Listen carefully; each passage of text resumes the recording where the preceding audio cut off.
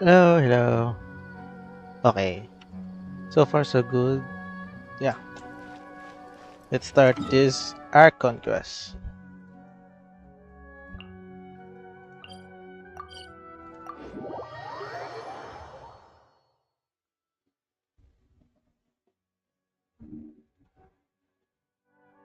I'm gonna off this one.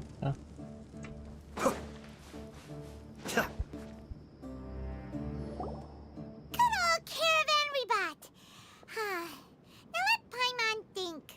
What were we up to the first time we came here? Oh, Paimon remembers. Nahita's consciousness had been trapped by the doctor, but we followed the clues she left behind to help her. What a good memory. So much time has already passed since then, and it seems Sumeru's changing for the better now that Nahita's in charge, right? Mm-hmm. Paimon just hopes this peace will last a long time, and then Nahita won't have any more new problems to deal with. Yeah, it's hard to say to really Yeah, happen. guess you're right. We somehow always find ourselves right in the thick of it. Who knows what will happen next? Come to think of it, maybe it's all because of you. Maybe you're just a magnet for trouble. But seriously? Patukan kaya kita dyan. Char. Me? Before Paimon ran into you, Paimon never ran into any trouble. At most, when she was super tired, Paimon got caught in some strange whirlpool and sucked out into sea. And even then, you fished Paimon out.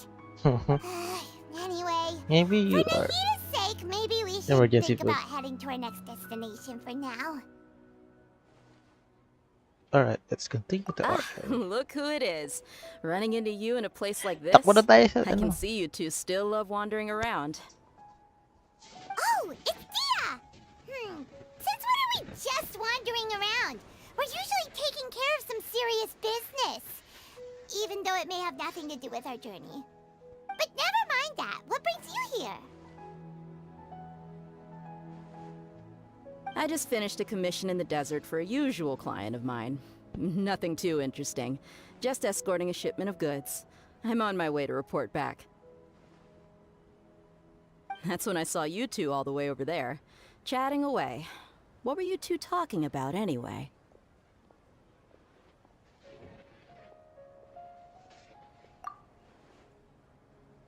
Huh? You serious? Can't say I saw that coming.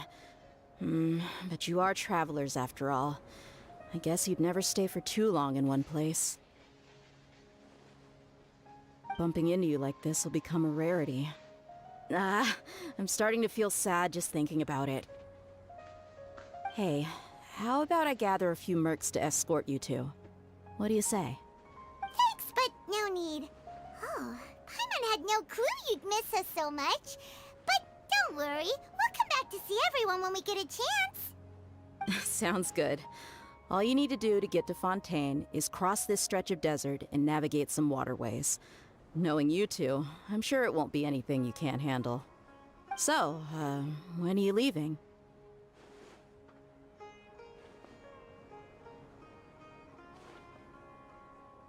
Oh, wait a sec. Paimon just remembered there are still a few dishes in Sumeru that Paimon hasn't tried yet. Now, where's that list Paimon made?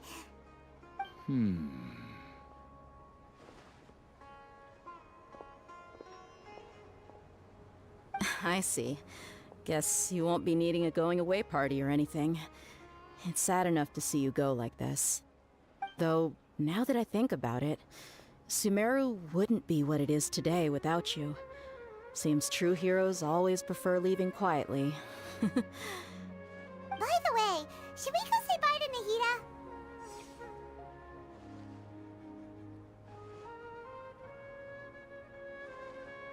Oh, good point. Then there's no need to bother her in the real world. Then, I guess this is goodbye for now, Traveler in Paimon. Whether as a client or a friend, you're always welcome to come find me.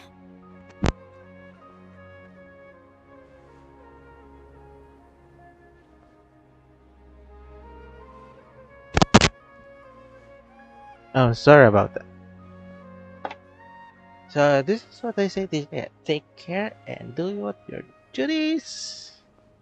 Do your duties, yeah. Goodbye, dear. Bye-bye, Sumeru.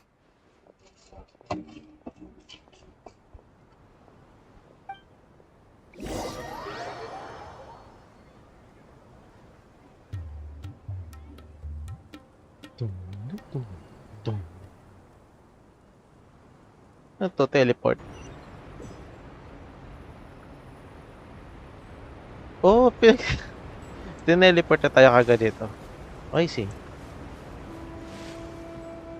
And then, sabi ko, nakapunta na ako doon na actually. Pero hindi ko binuksan yung mga teleporter. I don't usually open teleporters in here. So yeah, we're gonna check all the maps looks like.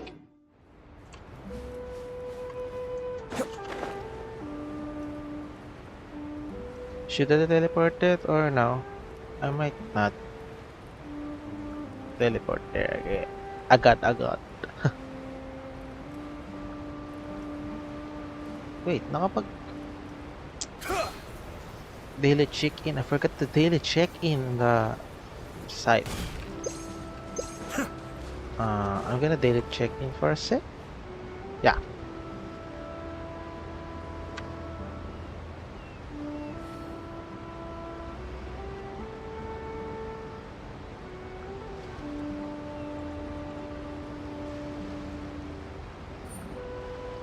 I have to stifle a smile every time I remember the look on my retainers' faces when I informed them of my plans today. Okay. There Panic-stricken, you but go. unable to muster the courage to say anything in opposition. Yes, this was a fine idea.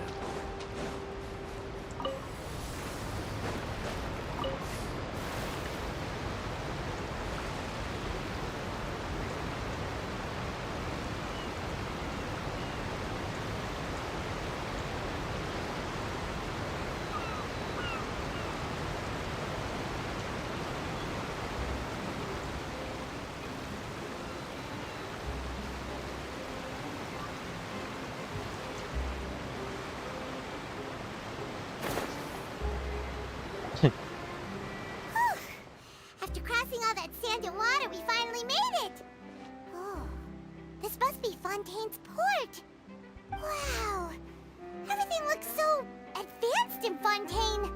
Paimon's heard that the industry here is extremely developed, and there are all Advanced kinds and of more unusual gears. machines!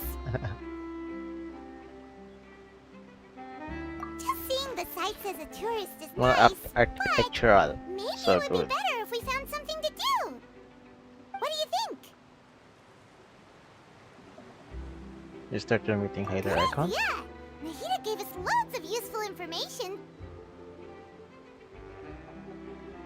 Seeking out the Seven is probably still our best source for information at this point. Low. And also find the truth. Yeah, the more we can learn, the better. So, what do you think the Hydro Archon's like? Will we get along? Nahida said that she has a very unique personality, whatever that means. To learn about a nation's god, start with the nation's people. There seems to be some locals talking over there. Let's go see if we can join the party. Okay. So this.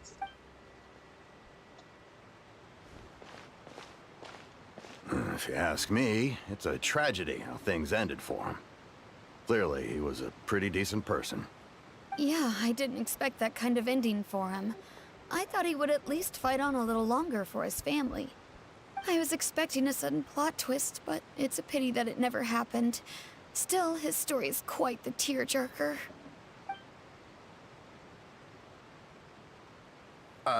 Excuse me. Can I help you two? I couldn't help Oi. but notice you standing here listening. Hi. We're travelers new to Fontaine, and we had something we wanted to ask, but you seem to be really busy talking about some kind of play, so we didn't want to interrupt. Play? Oh, no. We're talking about something that really happened. In fact, it's a case that was just heard a few days ago. Really? a real trial? But the way you were talking about it and the words you used just now made it sound like some kind of story. Well, good tales are often based on true stories, aren't they? And what you see in reality may also be someone deliberately putting on an act while harboring ulterior motives. Whether something is true or not simply isn't that important. The main thing is whether the story being acted out on the stage is splendid enough.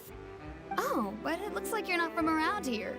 You probably don't know that the Fontaine Court of Justice is called the Opera Epiclese, or more commonly known as just the Opera House.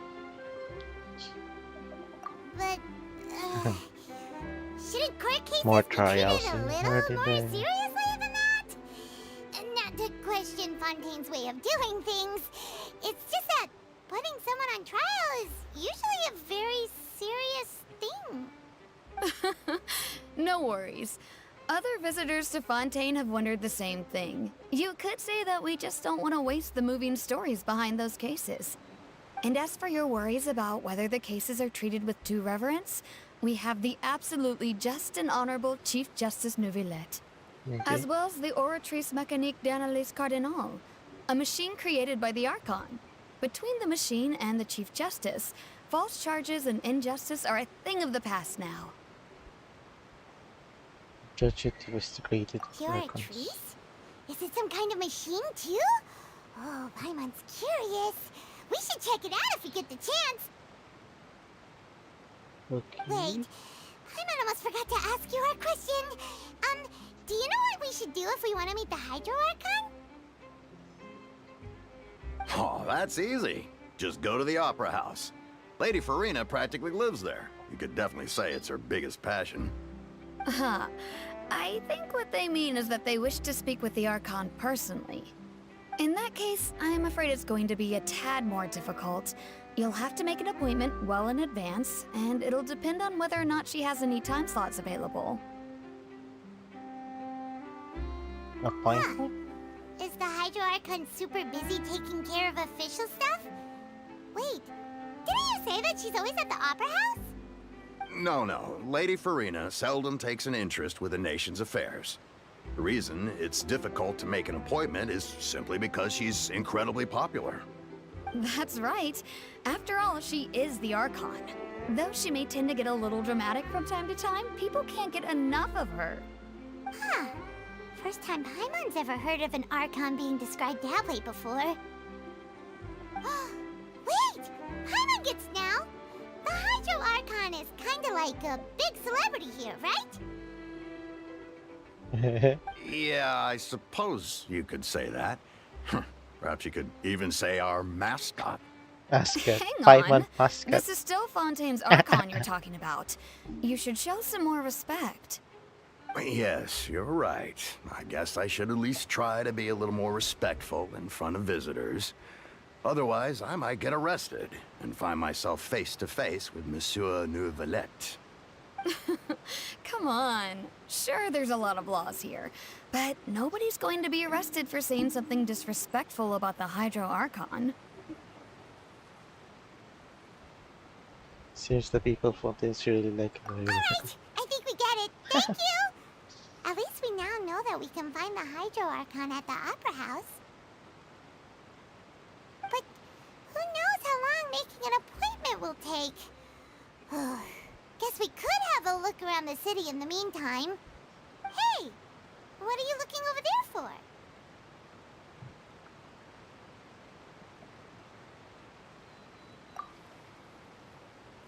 Paimon. Maybe something's the Traveler, matter. huh? She isn't going to jump into the water, is she? Maybe we better go check on her. Welcome to react. Paimon's overreacted. Yeah. Umaya ka na. Tip.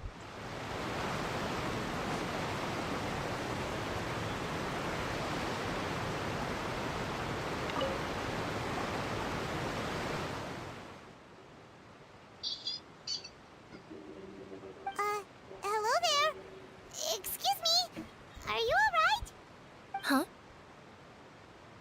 Ah, I'm fine. Thanks. then. We just noticed that you kiss me. seem to be worried Pakurot. about something. About many things, actually. But there's nothing I can do but just keep my troubles to myself. I was just reminiscing about a place my brother and I would play when we were kids. It was just atop that hill over there. See? You're pointing at the sea. Wait, are you saying that you and your brother lived in the water? Though people call the waters around Fontaine a sea, it's actually just an inland lake that's filled with fresh water. And no, I can still see that hill clearly in my memories. Now, it's been completely submerged. He would skip and jump, tossing sand in the wind. The sun shone brightly, and the air was filled with the scent of the sea. But now, the water is gradually swallowing our memories. It won't be long before it swallows us. Sorry. Paimon doesn't really get what you mean. Ah, I don't believe we've had the pleasure of meeting. Are you Lynette's new friends? Oh, and you are? Thanks for looking after my sister. She often comes here to reminisce about our childhood, that's all. There's no need for any concern. Oh, allow me to introduce myself. I'm Linny, and this is my sister Lynette. If I had to guess, I'd say you must be travelers from abroad. Nice to meet you. Paimon is Paimon, and this is the Traveler. We just arrived in Fontaine. We were just talking with your sister. Even though we didn't really get what she was saying. I see. It's unusual for Lynette to be so willing to talk with anyone. In fact, she seldom speaks at all. I'm usually the only one she ever talks to. Oh, really? Then you two are just like us. Paimon's always the one talking for some reason. Ang daldal mo kasi, may moon.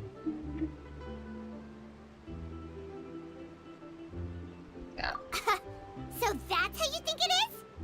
I also think my brother can be too talkative at times. Seems you were right, Paimon. We are quite similar. So, what did Lynette mean just now when she said that the water is engulfing your memories? And that it won't be long before it engulfs you too? Oh, that. It's from a prophecy that's been circulating in Fontaine for some time now. Well, I suppose prophecy isn't exactly the right word, because that implies a certain amount of uncertainty. There's no doubt about what's happening in Fontaine now. So, what happened to the Where to mountain? begin?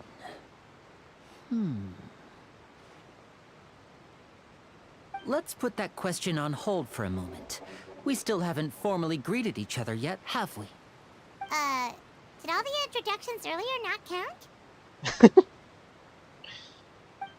Hello, traveler. Pleasure to meet you.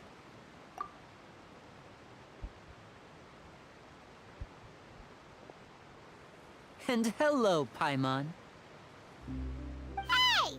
Why didn't Paimon get a handshake? You're not poking fun at Paimon, are you? Please, don't take offense. Just consider it a sort of etiquette we have here in Fontaine when making new friends. You should remember it.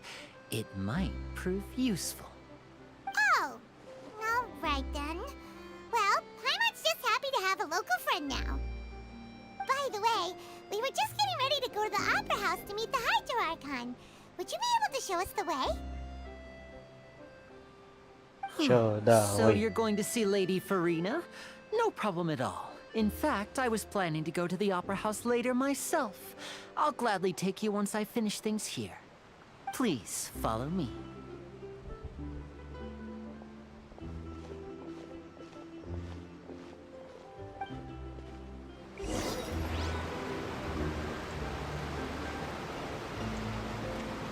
Yeah. The walking.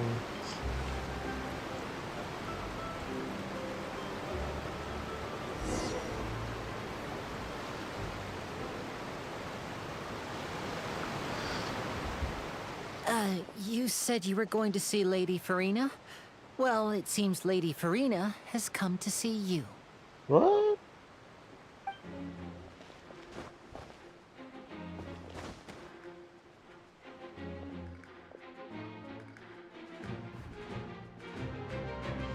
Oh, the mommy.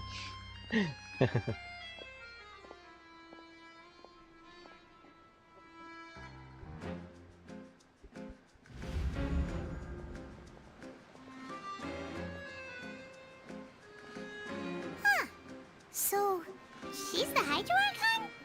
But how did she know we were looking for her? My dear people, rich and poor, those with cup in hand and those with nothing at all, raise your glasses in celebration. If you don't have one, then just raise your hand in lieu.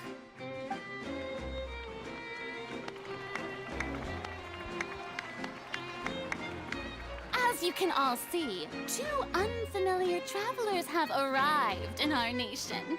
Come, let us make a toast in honor of this traveler and What his the kind of companion eye? who have journeyed here from distant lands. Different eyes. Is that her or what?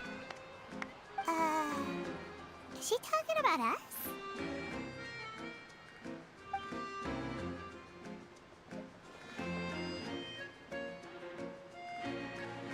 I've long heard of the turmoil and chaos you left in your wake as you visited other nations. But I welcome you nevertheless. No, I have come to receive you personally. Fear is for insignificant cowards. I am a god, and I will never entertain the notion of such meaningless wariness. You can be rest assured, I see clearly your sincerity. Of course, seeking an audience with me is the most sensible thing to do. It will allow you to truly behold my power and witness my authority. Intelligent people always gather under the correct banner. Ooh. I, Focalor, hereby welcome you to the nation of Hydro and acknowledge the value and significance of your trip. Now, you may rejoice in this. I'm finding it. Yeah, Paimon still can't believe it. Feels like we've only been here for a few minutes. Yeah. But the Hydro Archon's entrance was, how should Paimon describe it? A little over the top? Very elegant. Miss Hydro Archon? How did you know we were coming? I see. As Outlanders, you inevitably lack even some of the most basic understanding. Don't forget that even the gods can be divided into the mediocre and the excellent. I suppose it's only natural for you to be awestruck by my Grabe yung abilities. mata. You had best stop and consider.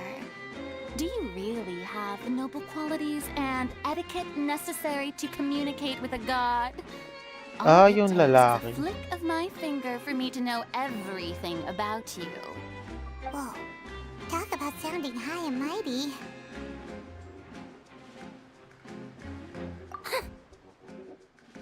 Oh? What's with these looks? Perhaps the welcoming ceremony still isn't enough? What else should I say then? Is she waiting for us to start talking? Wow, I didn't expect to see Lady Farina here. What a surprise! Wait, does this mean they're the legendary blonde traveler? How did I not notice before? Hey, what's all the commotion? Oh, is that Lady Farina? Is there some kind of drama going on? Of course. That's the blonde traveler. The one all those stories are about. Lady Farina came here to personally see him. Oh, I bet this is gonna be the duel of the century. Ooh, I've got to see this.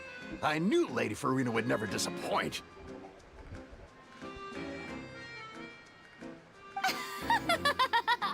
Yes, but don't get too excited now.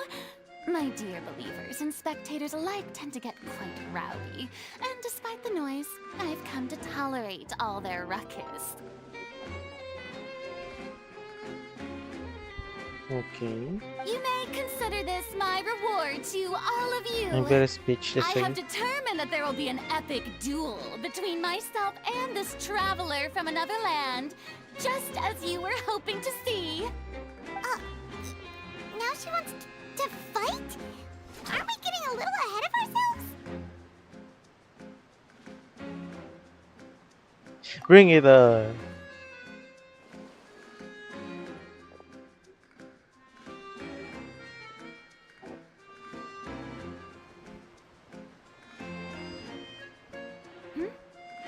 Are you not afraid? Might I remind you that this is a duel against the divine? Oh. What are you trying to do, traveler? Provoking a god in front of her people? Stand down, Clorend. I admire his bravery. Few have the courage to draw their sword against a god. He is obviously a true warrior. Unfortunately, people nowadays only crave to be thrilled, and a mere duel will not slake their thirst for excitement. Oh, yeah, she's I'm right. gonna post Just a it duel for wouldn't be all that Thursday. interesting. Gonna change your chair. Change chair.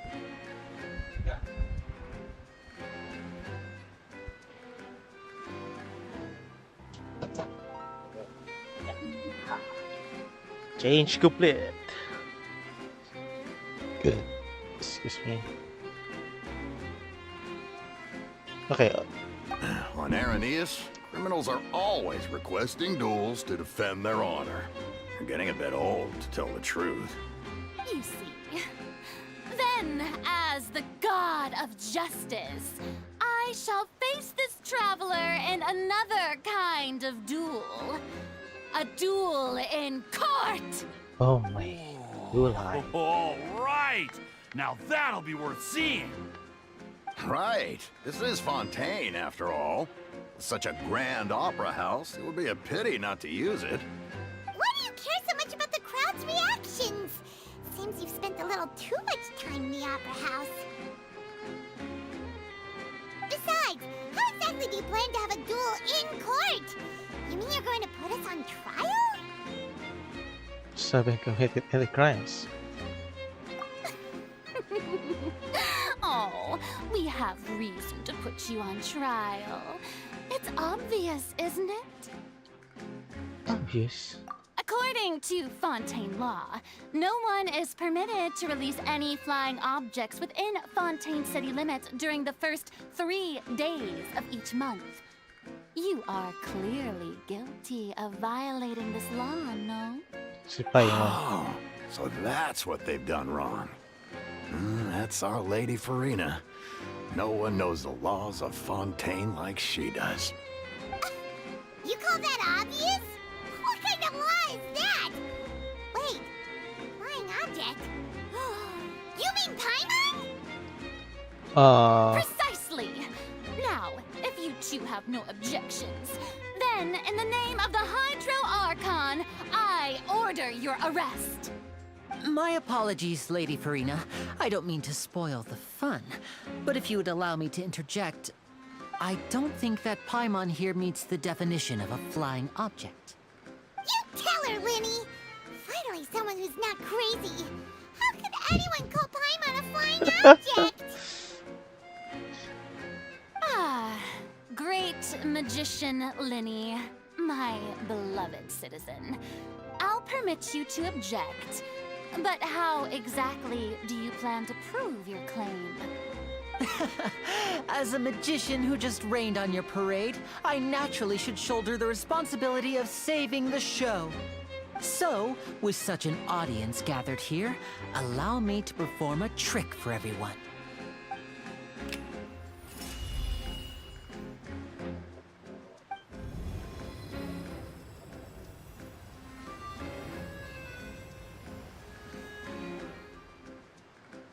Ta-da!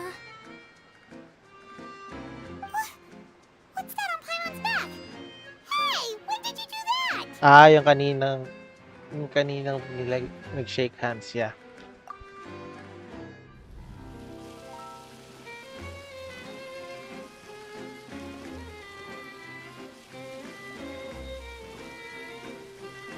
Now what is... There. As you can all clearly see, Paimon should be classified as, well, something like a balloon. This rope has been in the Traveler's hand all along. It was just that no one could see it before. Huh? You call that magic? You've got to be joking. I thought it was pretty good. Nice one. Huh. I'm not sure what to think. It seems Lady Farina's charges no longer hold water.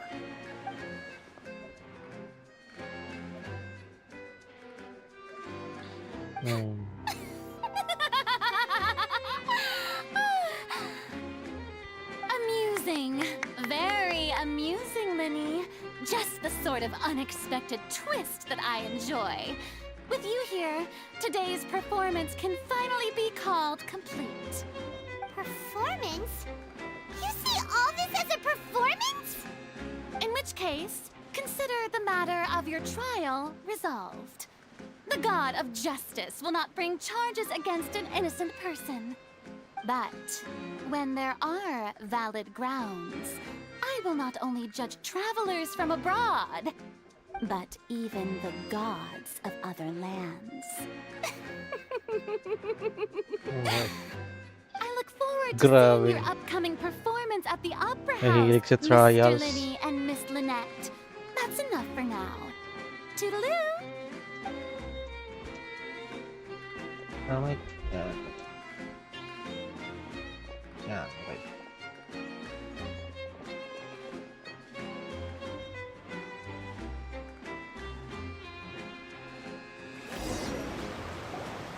And just like that, she's gone. Well, that's the most unpredictable Archon Paimon's ever seen. He never even had a chance to ask her anything. But that's a problem for future Paimon. That whole scene just now That's a was private- really... Don't mention it. I just happened to remember that there was such a law, so I did a little preparation, just in case. I didn't think it would actually come in handy. So, now do you see what kind of god Lady Farina is? Yeah. She can be a bit confusing at times, but she is still amenable to reason.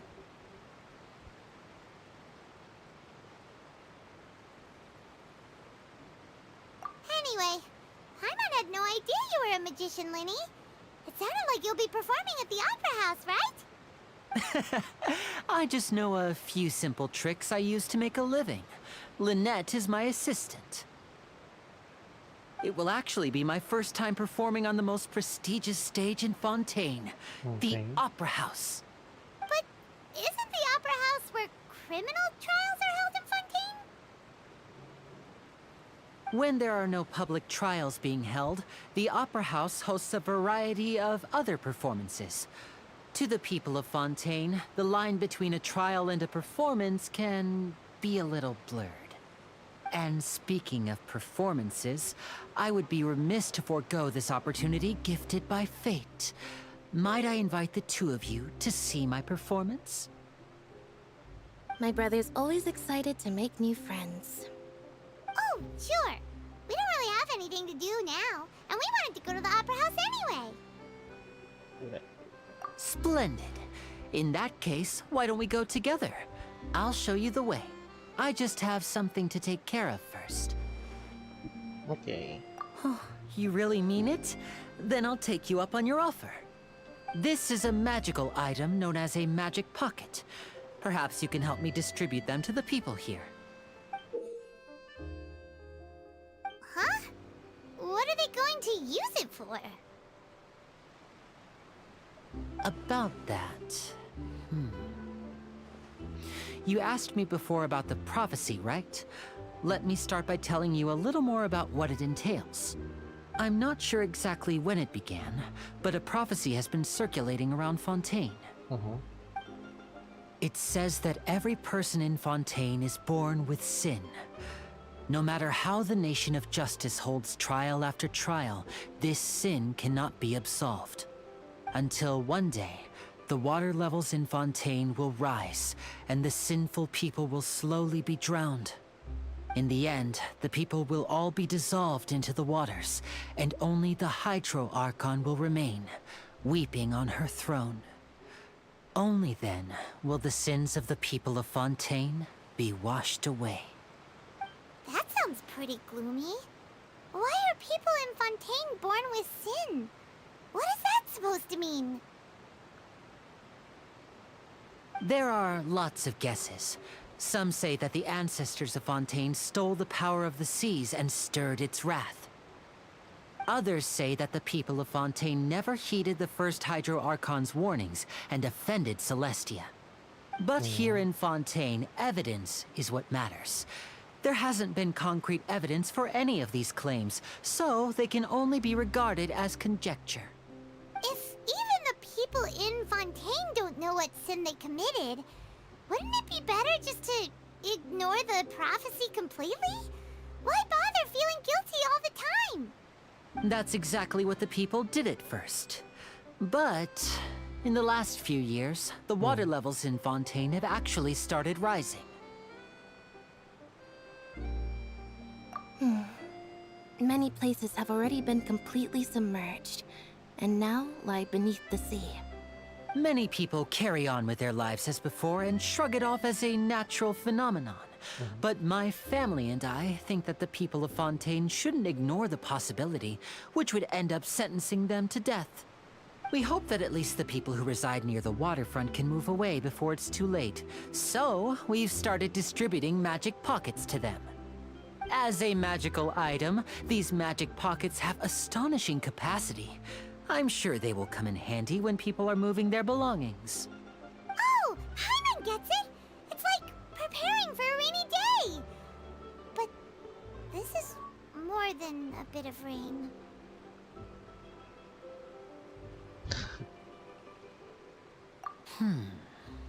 Perhaps only absolute power could ever contend with such a catastrophe. But who knows?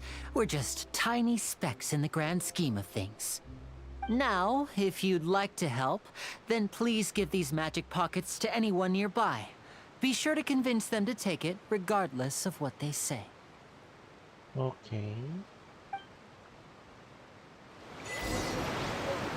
So you create some... Oh no.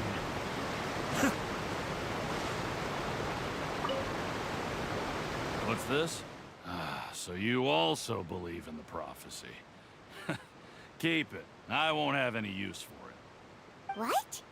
You mean you don't believe in the prophecy? No, I believe in the prophecy. But I also believe in another story. The story says that people once lived in the ocean. They were one with the ocean and couldn't live apart from it. But as time wore on, people desired to live on land and developed blood vessels, encapsulating the sea within their bodies. Thus could people set foot on land. So, if you ask me, when the water rises and takes us all, it'll be like we're going home. Oh, we hadn't heard that one before. But people can't live underwater. They'll die. You should probably still take it. All right, I'll take it. I guess I just feel that being dissolved into the water doesn't necessarily mean death.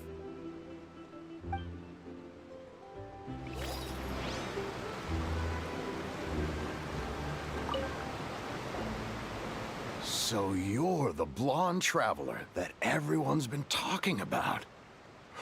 My apologies for not recognizing you earlier. Oh, a magic pocket? Seems you really thought of everything.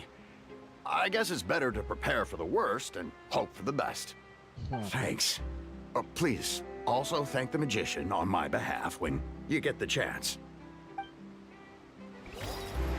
Kasi hindi nagtago si Paimon eh.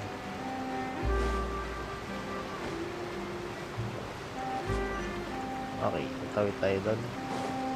Use my magical boat.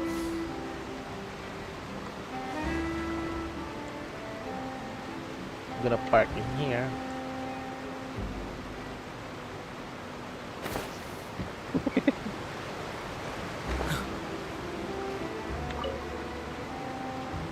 Huh? I don't want that thing. Way I see it, if the prophecy's true, it's still gonna be a long time before the water can cover everything. Life is all about living in the moment. What use is there in worrying about the future all the time? We'll cross that bridge when we get to it. You should still take it. Yeah. You never know when it'll come in handy. Oh, all right, fine. Thanks. It's just that if I start moving, that means I've already given up on the life I have now. I'd really rather not. Oh boy.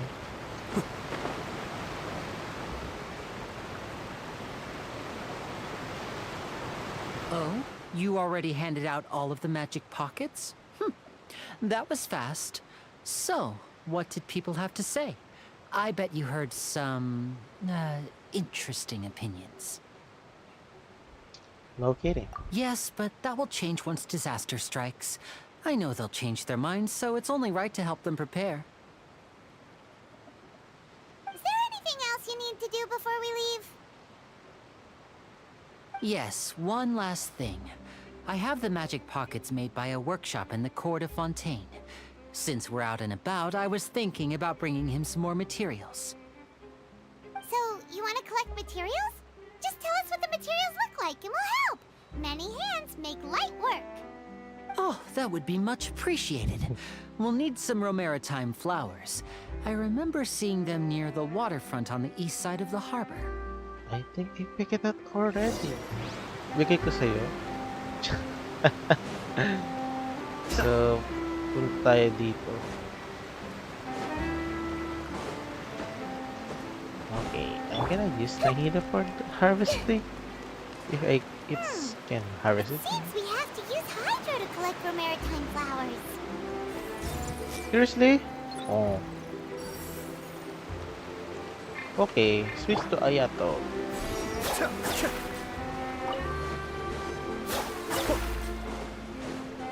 Oh, come on. Hindi tayo umabot. Okay, okay. Be still.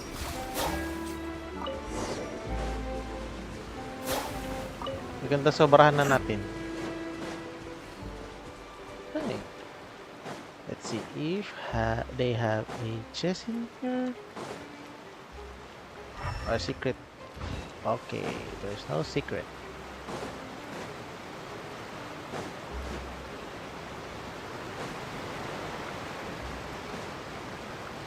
Umiikat lang eh.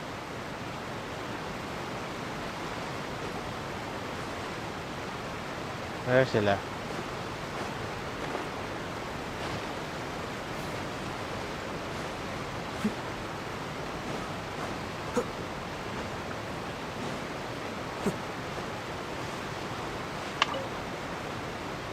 You made quick work of that. I can tell you're an experienced traveler.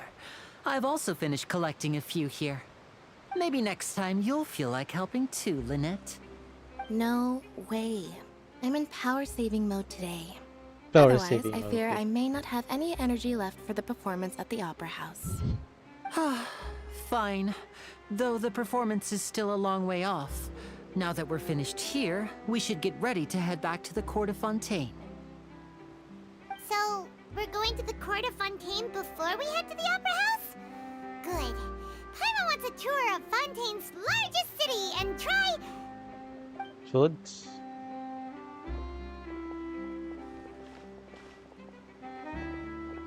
Wait, shh. Have you noticed that person over there? The young girl. Huh? What's wrong with her? Paimon didn't notice anything. She's obviously a thief. Magicians and thieves practice similar methods. We divert attention, and a distracted audience is one that won't discover what you're really doing. Watch her movements carefully.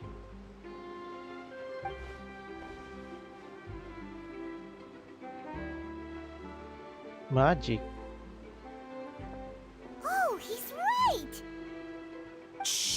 keep your voice down. We need to think of a way to catch her, but it seems she's very alert. Perhaps we should split up. That's a call. You two can ride the lift over there and wait up top. I bet that'll be her escape route if she tries to run. Understood. All right, let's go. Where? So, oh come on.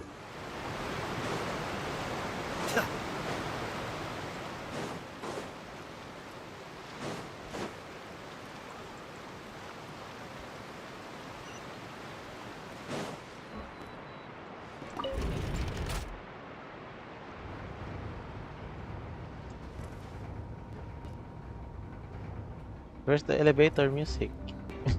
Just hearing.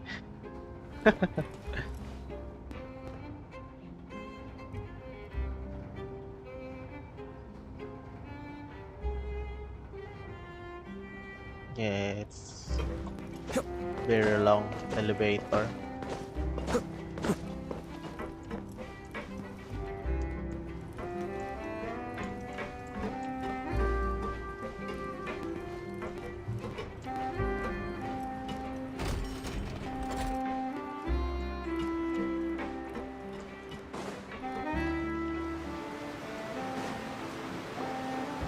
Okay, This is good. the spot where Linny wanted us to wait. Okay na. Ayun na. Oh, look! Isn't that her?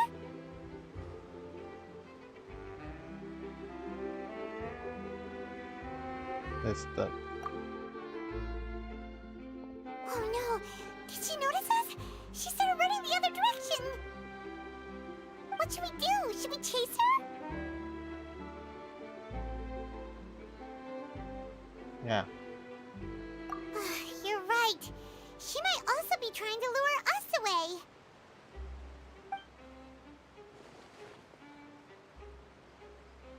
Nothing's happened for a while now. Paimon wonders if Linny caught the thief. Yeah, let's go.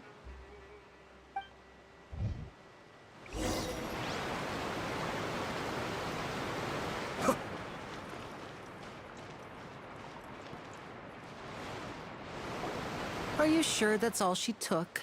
You should check to make sure you're not missing anything else. No, that was all. Oh, I can't thank you enough. I didn't notice a thing earlier. Anyway, I should be going now. Thanks again. So, Oh, were you returning what the thief had stolen? That's right. Pity I wasn't able to catch her. She distracted me by dropping the thing she stole on the ground.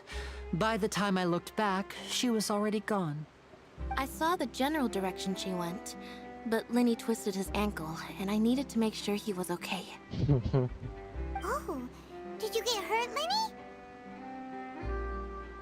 I'll be all right. It's just a twisted ankle, that's all. In fact, it's feeling better already. If you want to play at being a hero, at least try not to get hurt doing it. Imagine what would happen if you managed to derail our performance as a result. You're right. Sorry, Lynette. I have to admit that the thief was even more skilled than I had anticipated. But at least we were able to get the stolen items back, so it wasn't a complete failure. What a slippery little thief. Guess things turned out all right in the end, though. Linny's initiative paid off. All right, let's put this little detour behind us. We should go to the Court of Fontaine now. Okay.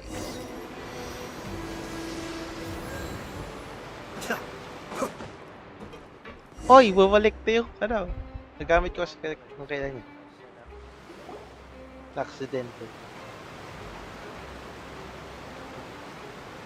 Oh, hello there. Kaide So, shoes. we ride this thing to go into the city? What the What cat a ingenious doing? way to get around. People in Fontaine really know how to use water. Chill cat. This is an aqua bus. It allows people to travel between several key locations around Fontaine. It's pretty convenient, but the ride can become a little dull after a while. The He's scenery is always the spontaneous. same. That's why it's better to travel with friends. So you mean it's still boring even when I'm riding with you? No, that's not what I meant.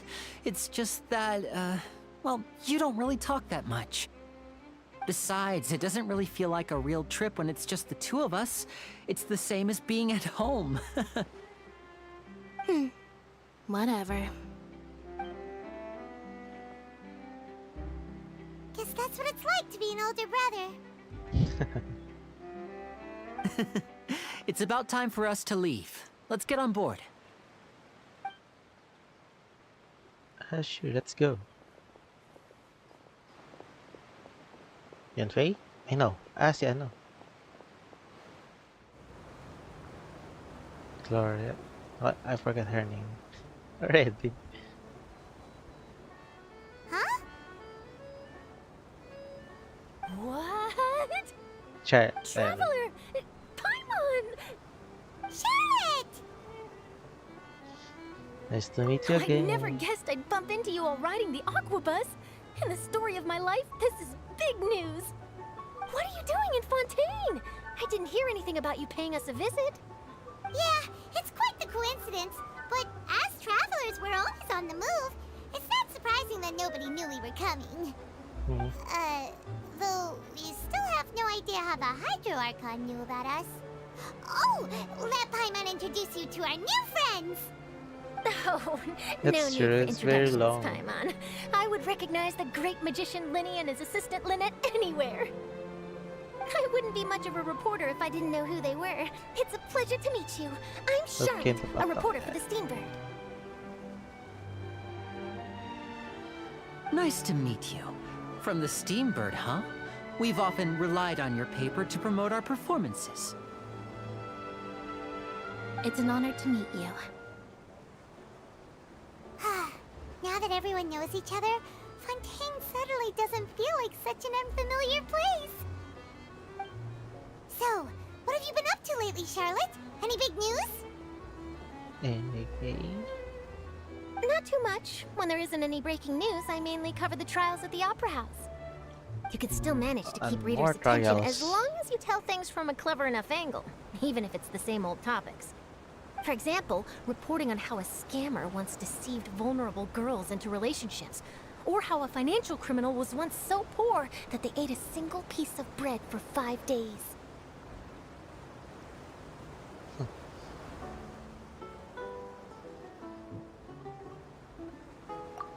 You're right. Seems you know me pretty well. What I'm really after is exclusive, sensational news pieces that could shake the country. These smaller stories are a waste of my talents. Oh, I just remembered.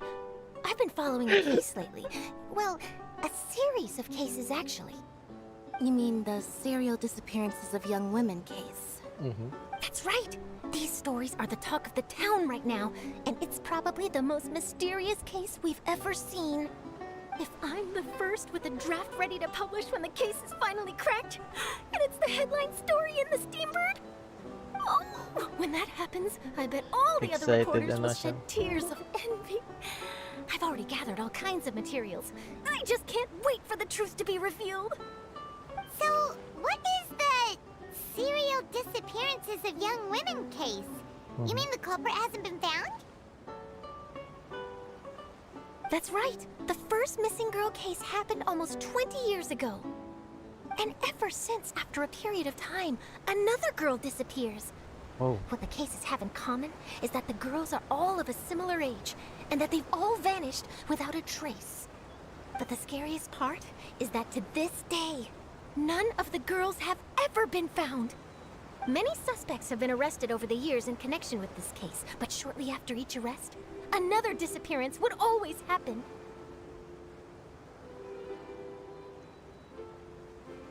Yes, it's possible. So But many either way, copycats, I believe that criminals, and every demons. case has some precise truth behind it, waiting to be exposed. Yes, I agree. And at the very least, the family of those missing girls deserves some sort of explanation. I just imagined for a second what I would do if Lynette were to suddenly disappear. I'd pay any price to get her back, and then find a way to track down the culprit. Please don't imagine that, Linny.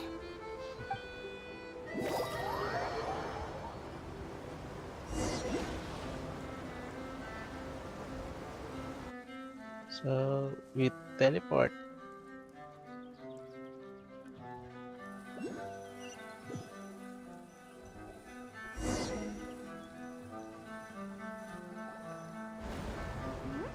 Hey, we're almost there! Look!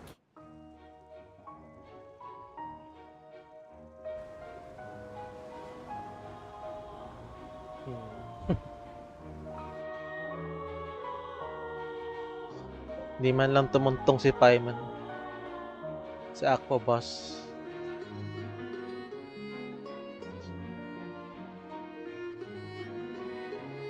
Tumungtong. Translation in English is bland.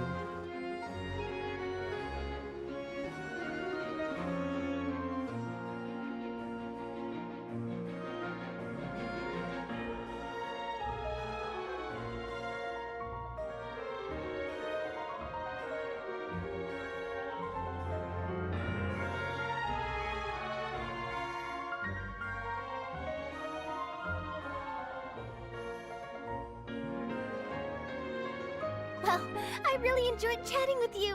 Life should be full of pleasant little surprises like this. Yeah, us as well. The ride went by too quickly. I have an interview to get to. I should get going before I'm late. Bye bye, Okay, take care. Paimon hopes we can chat again soon, Charlotte. See ya! Bye now. Oh, be sure to stop by and see me at the Steambird when you have time. What a tough job. Always running around and interviewing everyone. Well, where should we go now? If you don't mind, how about we stop by my home first? Besides, I still have all the materials we collected. Sure, we wouldn't mind at all. This city is so huge, Paimon wouldn't know where to start anyway.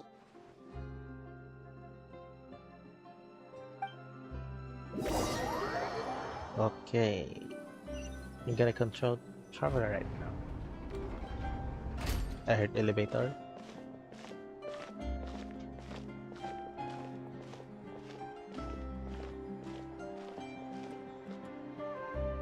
Ganda. So beautiful in here.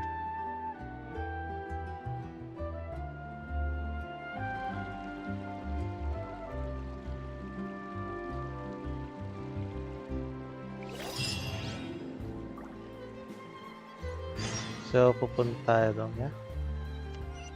Yan. No. What? No.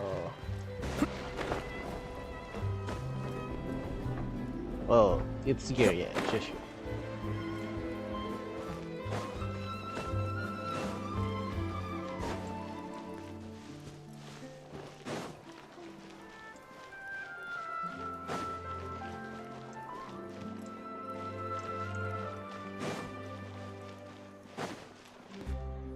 Where's the teleport? Oh. A waypoint up there. So later na lang. Ay, yung isang This kapatid. is our current abode. Ah, Fremine, you're home. Where did Fremine. everyone else go? Terminate. I have some new friends that I would like to introduce. Oh, they all just went out a moment ago. I see. Everyone is getting busier now that Father will be returning soon. I suppose that can't be helped. Allow me to introduce you to my little brother, Fremine. He is a phenomenal diver. Hello. Train the bird trails, yeah. Nice to meet you. Paimon is Paimon, and this is the Traveler. Oh, you sound very proud to have a diver as a brother, Linny.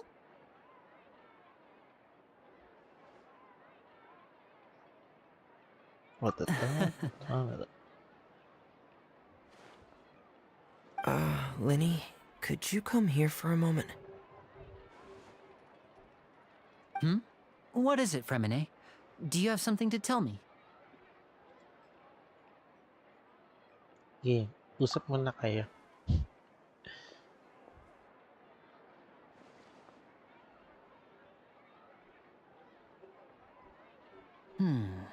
Okay, I see. Is everything all right? Oh, it's nothing. We were just discussing a little housework. Sorry for the interruption. Oh, before I forget, the Traveler and I collected more materials to make magic pockets. Were you able to get any, Fremine? Yes, I went diving and gathered lots of materials. I was about to give them to you. That's our Fremine, always quick with the underwater work. All right, I'll take these to the workshop.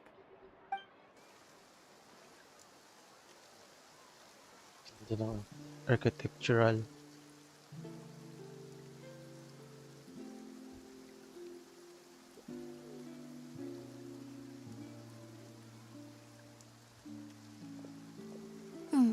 Looks like rain. Oh, you're right. But wasn't it clear and sunny just a moment ago? Fontaine's weather sure is weird. I'm afraid that's just how it is here. It often rains on days where there are trials being held in the Opera House, but don't worry, it'll clear up soon enough. What's wrong, Fremine? There's a legend about the rain that I tend to believe. It's said that a dragon of water once resided in Fontaine. Though we don't know where the dragon went, every time it weeps, the skies will cloud up and pour out rain. Starts crying. Ako to cry. When I was a child, my mother told me that if I wanted to go outside and play, I should yell toward the sky at the top of my lungs. Hydro Dragon! Hydro Dragon! Don't cry! That's right.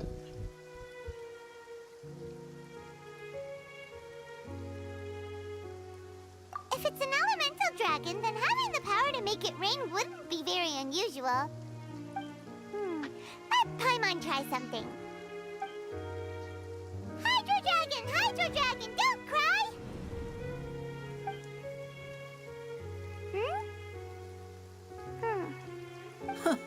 Doesn't seem to be of any use. It is just a legend after all. You know, you might be a more popular magician if you understood the concept of romanticism. Or could at least play along. Sorry. It might be because we've never met the Hydro Dragon. Perhaps it can't be comforted by the words of strangers.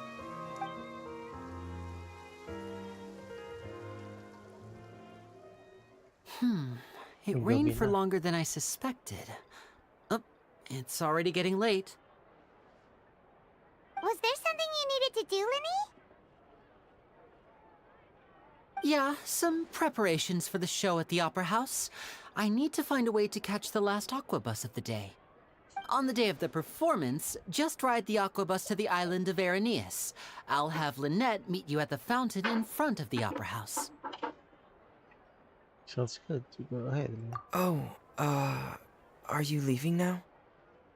What is it, Fremine? I'm in a hurry. Oh, I get it. You feel nervous delivering the materials for the magic pockets, is that it? Perhaps we could trouble the Traveler to help us take these materials to the Beaumont workshop and deliver them to the owner there?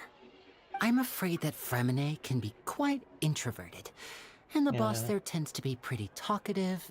Fremine has always been a little afraid of her. I feel that. No trouble at all. Don't worry, we're on the case. Sorry for the inconvenience. I'm quite useless when it comes to such tasks. I'll think of a way to make it up to you. Oh, no need. This'll be a walk in the park for us.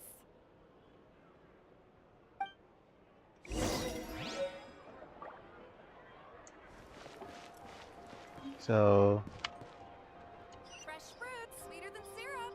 done. Okay, let's go. Uy, saglit lang guys. If they have the recipes,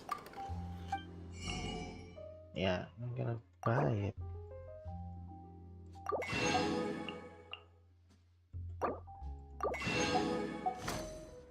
Sayonara.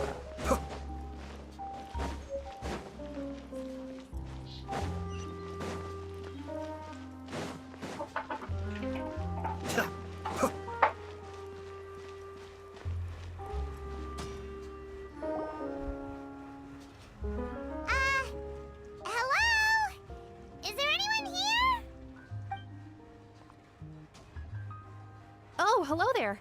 New customers? Looking to buy, or do you need something made? Or perhaps you're just looking for a chat with me. Oh no, we're just here to deliver some materials. Here they are. They're for making... what were they called again? Ah, these must be for magic pockets. I could tell right away. I've already made several orders worth now. No need. They've already prepaid several batches worth. When they told me what they'd be using them for, I even offered them a discount. But they insisted on paying the full amount, saying that I had a business to run. It seems both their hearts and their pockets are made of gold. Whoa. So, is Linny actually loaded? I can't say for sure, but who knows? Maybe there's good money to be made being a magician in Fontaine. Hey! Is this machine what you use to make stuff here? It looks really advanced. Why use your hands when a machine can do the work? It would be a waste not to use the latest technology, and wasting is a kind of crime. But where does a big machine like that get its power from? Well, Yeah. it's a little complicated. I'm not sure I can put it in layman's terms for you. But basically, everything we usually use here in the city is powered by indemnitium. It's a type of energy that's produced from trials. Huh? How can trials produce energy? What a good point, Paimon. Well, I'm not completely sure of all the details myself, but basically, when a trial is in session, the Oratrice Mécanique d'Analyse Cardinale harvests people's belief in justice and converts it into energy to be used all around Fontaine. So that's what its other function is? Paimon heard that the Oratrice was created by the Archon to make judgments. But Paimon still doesn't get it. How could something unreliable like people's beliefs be turned into a stable power source for these machines? Oh, yeah! So that means the Hydro Archon relies on the machine to take the energy created by belief and turn it into power for all of Fontaine, right? Even though I've never heard anyone really put it that way before, it sounds like it makes sense. Besides indemnitium, we have another type of energy called mumusia. It isn't produced by the power of the Archon, but it is unstable by nature.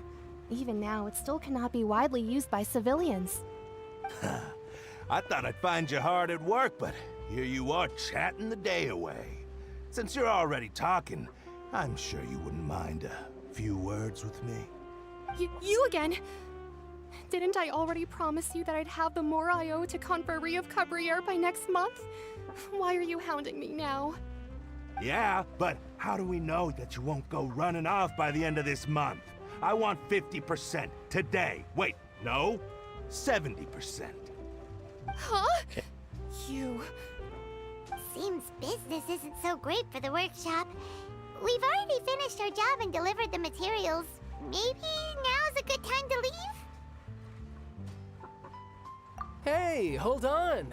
Before you go around trying to collect payments, Oh. why don't you settle your own debts first? Chill day. If Confrérie of Cabriere wants to poach clients from Northland Chill. Bank, that's fine. But I'm afraid you still owe the bank a hefty sum of mora. So why don't we work things out between us first, before you get back to your little conversation here? You're from Northland Bank. But we said we'll pay everything we owe next month. Why are you hounding me now? Traveler, Paimon! I didn't think I'd run into you here in Fontaine. What are the chances? We're surprised to see you too! What are you doing here in Fontaine? You didn't want to stay in Snezhnaya? Long story short, I've already been in Fontaine for some time now, and honestly, things have been pretty boring. But it seems that fate brought our paths together today. Not only will I have some good friends here now, but ones who always seem to find trouble. Either way you look at it, it seems things are going to get a lot more interesting now. Pretty sure we'd want to avoid anything that you'd find interesting. Besides, our trip here has gone pretty well so far, right,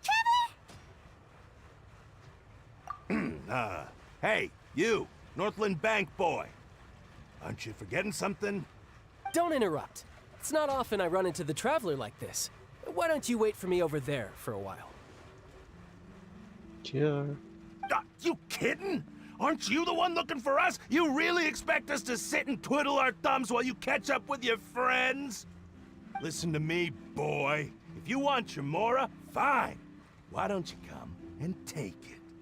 Oh. Hey, I just said not to interrupt.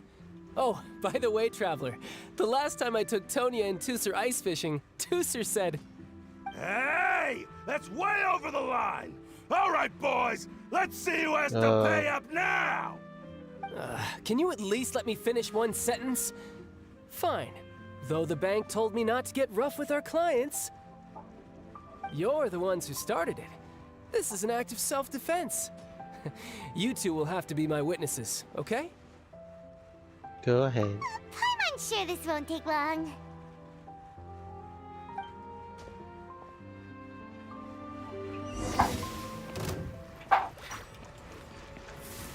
Riptide!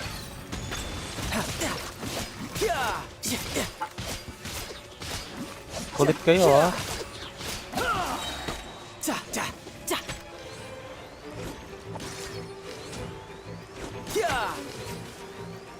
No time to lose. You can run, but you can't hide. Yeah.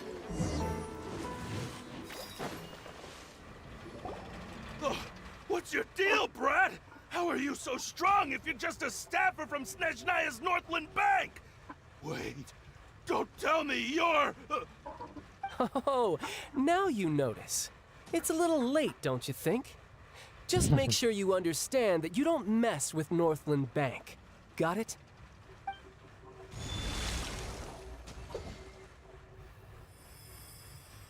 Huh? Disable siguro. Now's my chance!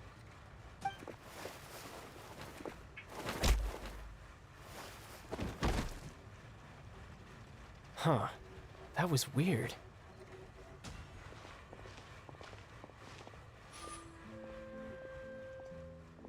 I'm not sure. It's as if I suddenly lost control of my hydro powers when I needed them. Maybe there's something wrong with my vision? Strange. How could that happen? First time Paimon's ever heard of someone losing control of their vision. Maybe the Archon. Never mind. It doesn't matter. If I want to stay sharp, I shouldn't be relying too much on my vision anyway. Besides, I always have my delusion in case I need it.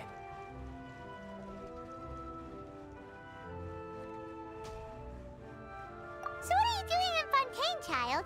And don't say it's work for Northland Bank. Well, I guess it's because I've been in a bad mood lately. Huh? What kind of reason is that? Wait, since when do you feel down about anything? I don't know. Maybe I still have a lot to learn about myself. But recently, there seems to be some sort of restless power stirring inside of me. And I don't know why, but every now and then I feel like I'm in a terrible mood. Maybe you losing control of your vision just now is connected with that power you're feeling inside. That is a possibility. About I this can't power. remember if I ever mentioned it before, but when I was 14, I fell into some unknown abyss. It was during that time I learned nearly all of my abilities. The one who took me under her wing and taught me was named Skirk. She was always quiet and very mysterious. Nobody knew where she came from or what she had been through, and she was always very strict when teaching me combat techniques.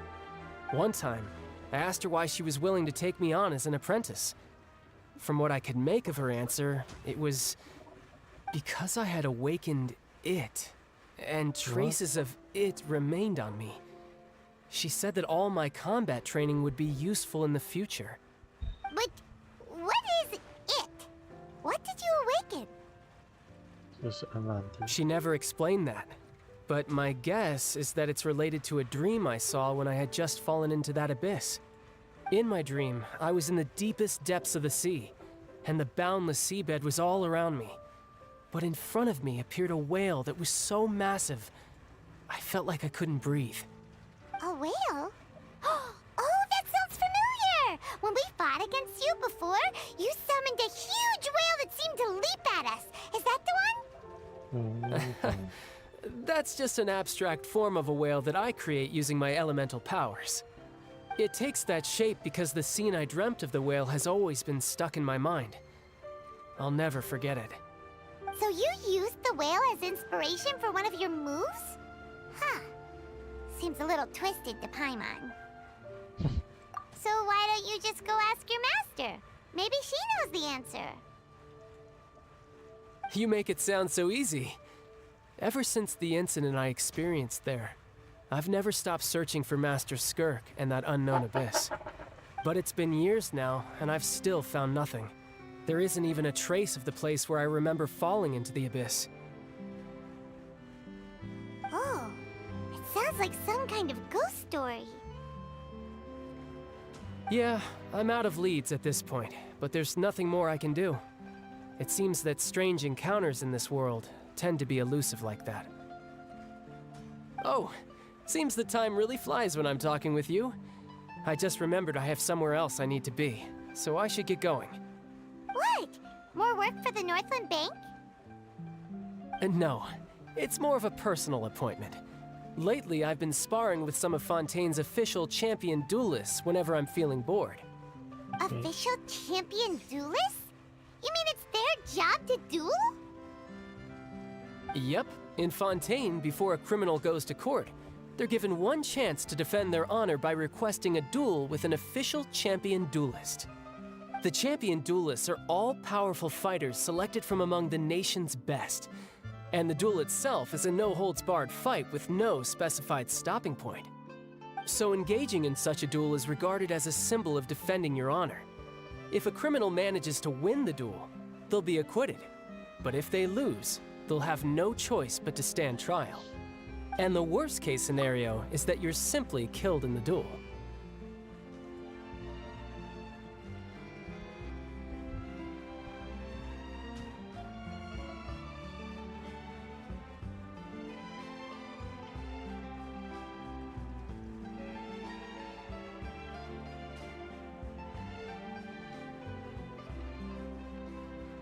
Okay, let's go.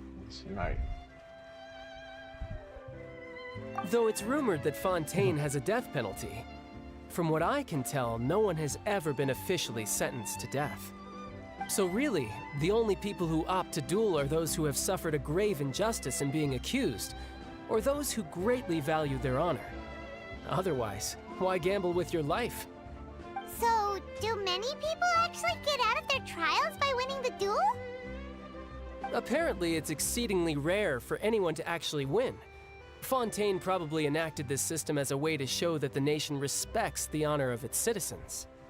Besides, none of the champion duelists are to be trifled with, which is exactly why I was itching to face them as soon as I got to Fontaine. Apparently, the one I'm meeting today, Clorinde, is the strongest of the champion duelists. I had been asking her for some time before she finally agreed to face me today. Well, that's child for ya. Paimon feels like we heard that name somewhere before. Clorinde. Huh. Oh, before I forget, I want you to have this. Huh? Your vision? Bakit You're kaya? seriously just giving it away? I'm just worried that it could become uncontrollable again. I'd be pretty upset if it got in the way of my duel, so I think I'll be better off without it for now. Besides, I just need you to hold on to it for a short while. I'll come retrieve it when I have some time later. Paimon knows what you're up to. You just want an excuse to come talk to us again, don't you? Whatever gave you that idea? I'll be in touch later.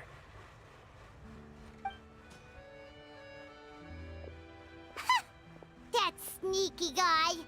He said he's been feeling down lately, but he seemed the same as ever to Paimon. Well, since we don't have much to do for now, we might as well walk around and see the city before Lenny's performance. Yeah. I'm not heard it. Because di pa ako pupunta. Yeah. Wow! Who could have seen that coming? The The reporter who was barely around for most of the story was the murderer all along! Yeah. Sorry. Paimon was just surprised, that's all. Whew. Paimon never saw that twist coming.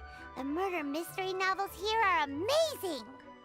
Yeah, and how long to... The whodunits here in Fontaine are a lot different than the light novels you see from Yai Publishing House. Both have their merits, but Paimon thinks this style of novels are more, well, novel. It's so exciting to reach the moment when the mystery is uncovered, especially in the one Paimon was just reading. You should buy a copy and read it too. You already spoiled who that already is, yeah. Oh, sorry about that. Paimon will be more Paimon careful is next time. spoiler. Hey, shouldn't we be heading to the Opera House to see Linny's performance soon? It's almost time for the show to start, so we should get going. Linny said that the Opera House is on Aranias, so let's go ride the Aquabus! Wait, child gave his vision right. Yeah.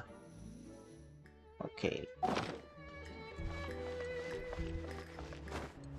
I remember we have school project in 3D. We do that, but that Shinaya vision.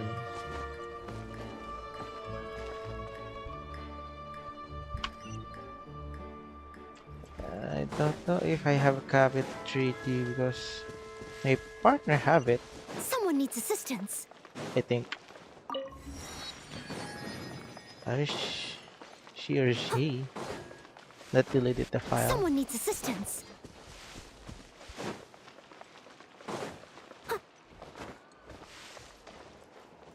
Wait.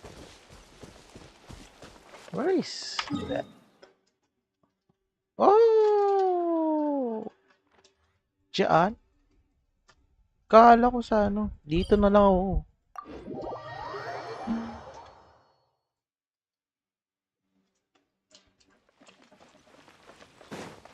Eh. Mali pala. Wait. Tama naman ako kanina yan. What is this? Is this a shortcut or for the... I remember. Okay.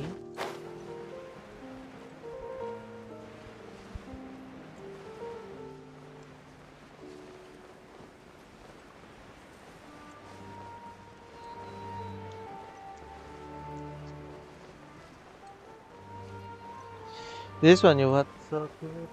Yeah. Okay.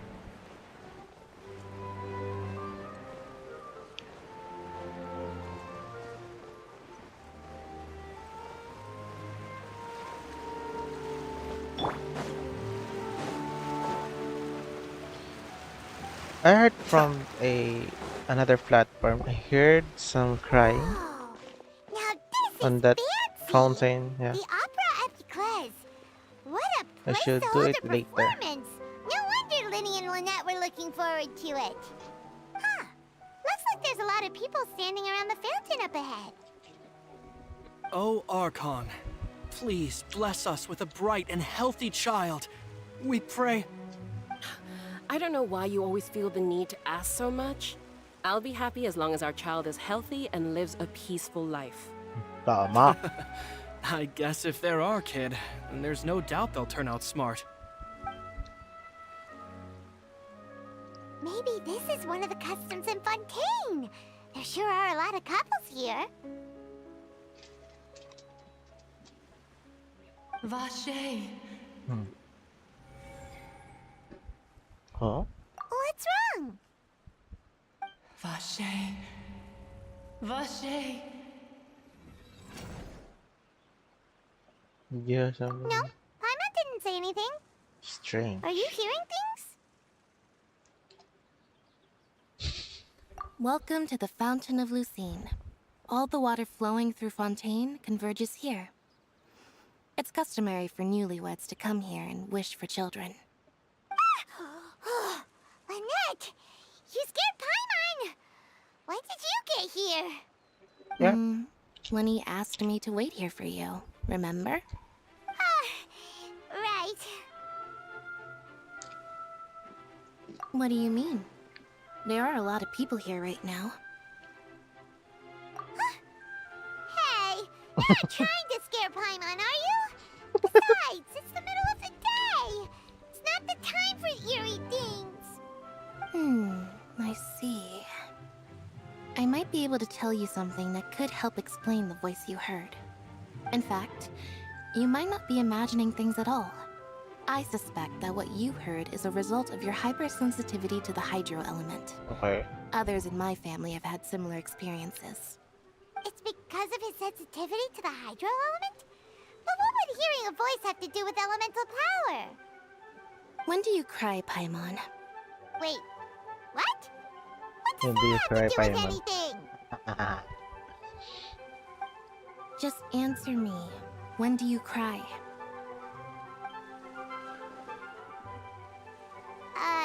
When Paimon's really sad? Oh, and when Paimon's super happy. Oh, and also when Paimon's really, really scared. Then you should understand that tears contain your most intense emotions. Like I just mentioned, the Fountain of Lucine is where all the flowing water in Fontaine converges. Even the tears that fall to the ground will eventually gather here. So maybe what you heard was the intense emotion coming from someone's tears. I'm not sure I ever replied, so So, what did the voice say? it's calling out summons. Huh. If you were hearing their emotions, then Paimon wonders what happened to them. Rather than worrying about them, we should worry about my brother first. Bakit? Why? Don't let that calm look of his fool you. He tends to get pretty nervous just before a performance. So chatting with Lenny might help him relax a little before he goes on stage. Oh, right. That makes sense. Let's go in and see Linny. Before that, I'm gonna unlock that waypoint.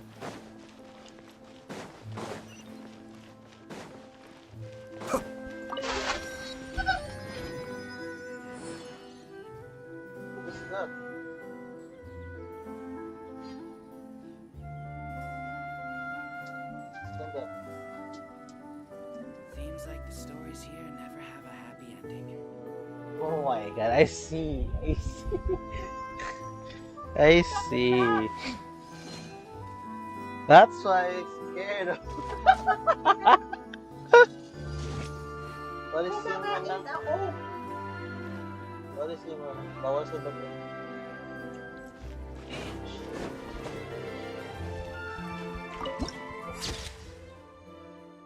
Ganda ng architectural nila dito. Chill.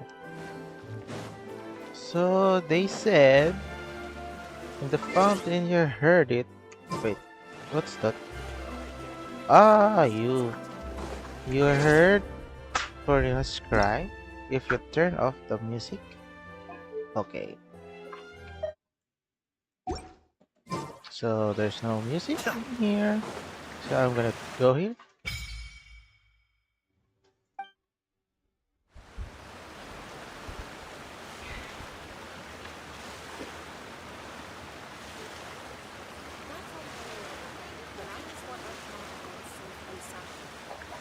I heard nothing.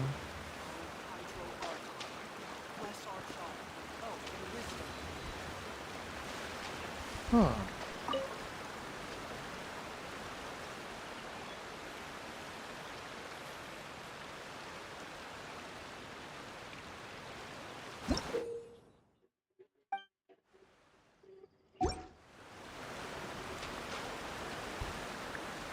Wait.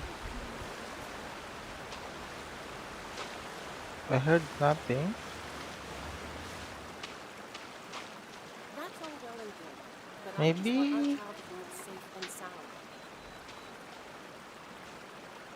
Oh, Hydro Archon. Maybe adjust again.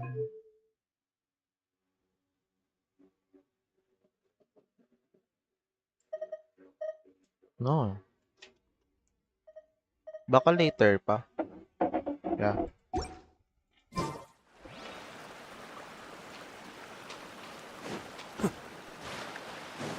Honestly, I'm not a big fan of opera.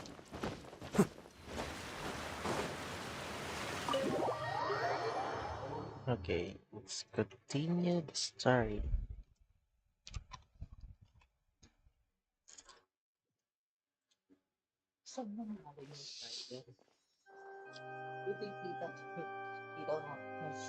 Ah, Traveler and Paimon, good to see you. I knew you two would come. Are you kidding? We wouldn't miss it for the world. We've been looking forward to it. I can tell, judging by how early you've arrived. But you're actually right on time. The audience still hasn't started entering the venue yet, which means now is the perfect chance for us to take you to the best seats in the house. Wait just a moment, I'll fetch the tickets.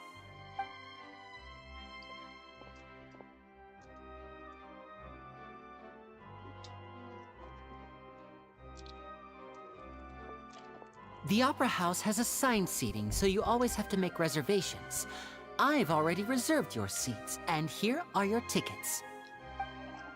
Ooh, front row seats. Thanks, Linny. Don't mention it. There's no need to keep thanking me. Hey, Lenny! Could you come over here and take a look at this? Oh, I'll be right there. Seems there's an issue with the stage props over there. That's Cal, my assistant, calling me. I'll go lend him a hand. Yeah, we'll just go to our seats. You go ahead, Linny.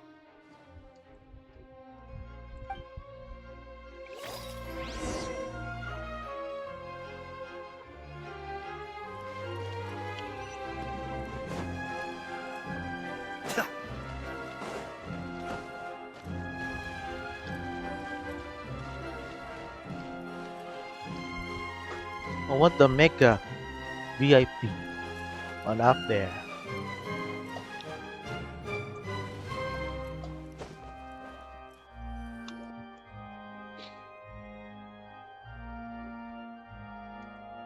Oh, these should be our seats. Come on, let's sit down.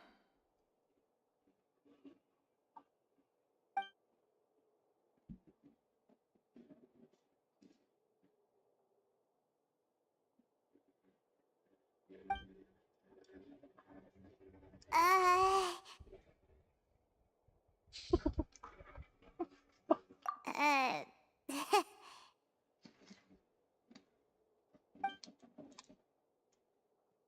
Paimon, upo. Hey, Traveler. Maybe we should strike up a conversation with the person next to us. Since we're sitting together and the rest of the place is practically empty still, it's kinda awkward if we don't say anything.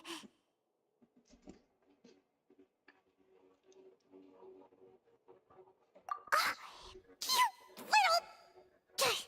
Of course you put this on Paimon. Excuse me, I did not realize you felt awkward. I am terribly sorry. I would be perfectly happy to chat with you if that is what you would like. Oh, so you heard all of that, did ya? Boy, you sure have good ears. Paimon thought she was keeping her voice down. Wait, that's not it, Paimon's... Sorry, Paimon's the one who was being rude, talking under her breath like that. Let's talk, but, what should we talk about? This is getting more awkward, yeah. Oh, Paimon's got it. You're also here early and sitting in the front. Are you a friend of Linny's too? A friend, you say? Well, if Mr. Linney would like to be my friend, I would be more than happy to reciprocate. Oh, so you're not friends with Linny then? Oh, this is getting more awkward by the second. Paimon nearly forgot to make her introduction. Nice to meet you. Paimon is Paimon, and this is the Traveler. We just arrived in Fontaine. It is an honor to meet you two. I have heard of your deeds across Tevat. And as required by proper etiquette, I will also introduce myself. I am Oh, Monsieur Nervillet, what an honor it is to have you here to see my show. Ah, Mr. Linney.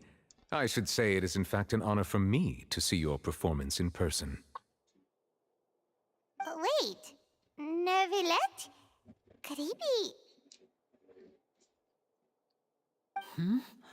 I saw you all chatting just now, but it seems you still don't know who Monsieur Nervillet is. Allow me to introduce you to Fontaine's Chief Justice. That seat is always reserved for him. It wouldn't be too much to say that he's the symbol of justice and honesty here in Fontaine. Whoa! Sorry for being so rude just now. Paimon had no idea you were such an important person. No offense taken. Being Chief Justice is merely what I do for work. Nearly every person has their usual reserved seat, so I'm not so special, really. And by the way, I should probably let you know, even though I would prefer not to, there's someone sitting up there in the VIP seats that has been striking a pose for quite a while now. I believe she is trying to give you a most elegant and impressive first impression. So I think you should take notice of her sooner rather than later. Otherwise, she may become flustered.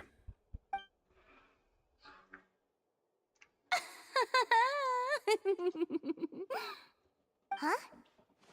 Oh, it's Farina, the Hydro Archon. She sure has a smug and satisfied look on her face. Guess she has no idea that you saw right through her act. Very good. That is for the best. No need to pay her any more attention.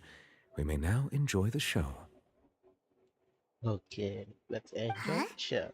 So is this what things are like between the Chief Justice and the Hydro Archon? All right, please wait just a moment longer. I've pretty much finished my preparations, and the performance will start as soon as the audience has made their way to their seats. Yay! The show's finally about to start! Paimon can hardly wait! Paimon's never seen a real live magic show before!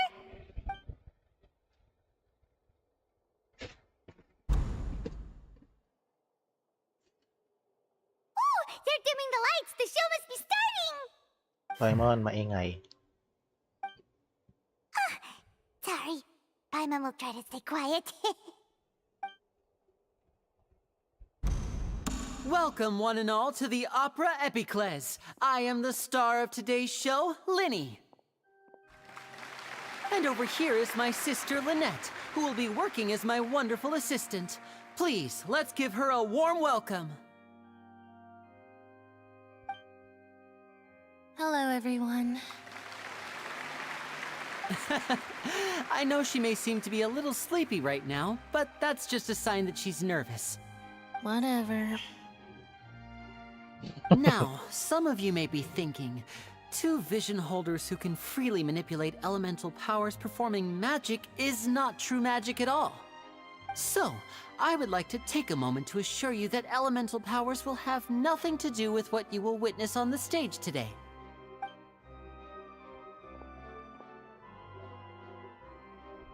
Both Lynette and myself have removed our visions for the show. That way, even the gods won't be able to help us. Oh, good point. That's what makes the show real magic. Now, without further ado, let the show begin. Lynette will now exit the stage to make some preparations. I know you might miss her, but don't worry. She'll be coming right back on stage momentarily. Perhaps in an unexpected way. I'm sure she'll be stealing the spotlight soon enough. Oh, and before I forget, there's one more thing I should say. You never know what can happen in the blink of an eye. A magician's greatest skill is making things disappear or appear. The possibilities are endless.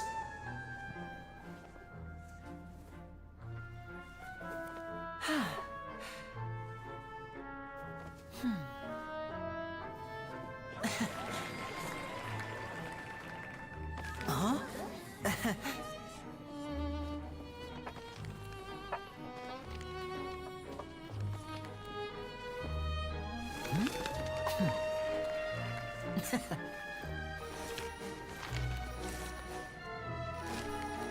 But this isn't what you came for. These little tricks, you've seen them all before. So it's time for something truly extraordinary, don't you think? This one's a little tricky.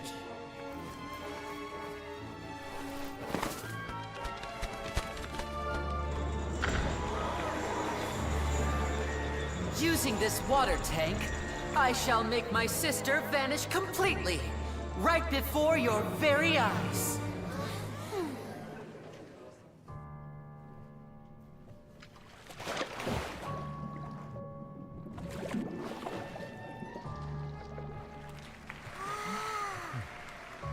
It's actually quite simple.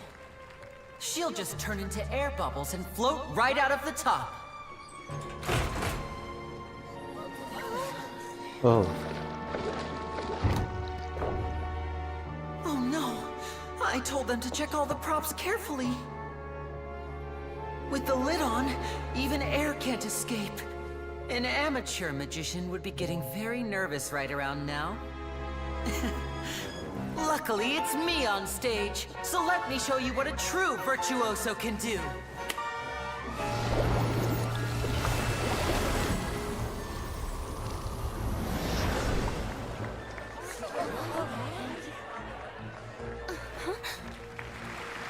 Lynette, are you still there? Don't go too far. We don't want to use up all our magic. Hi, I'm back. Uh-huh.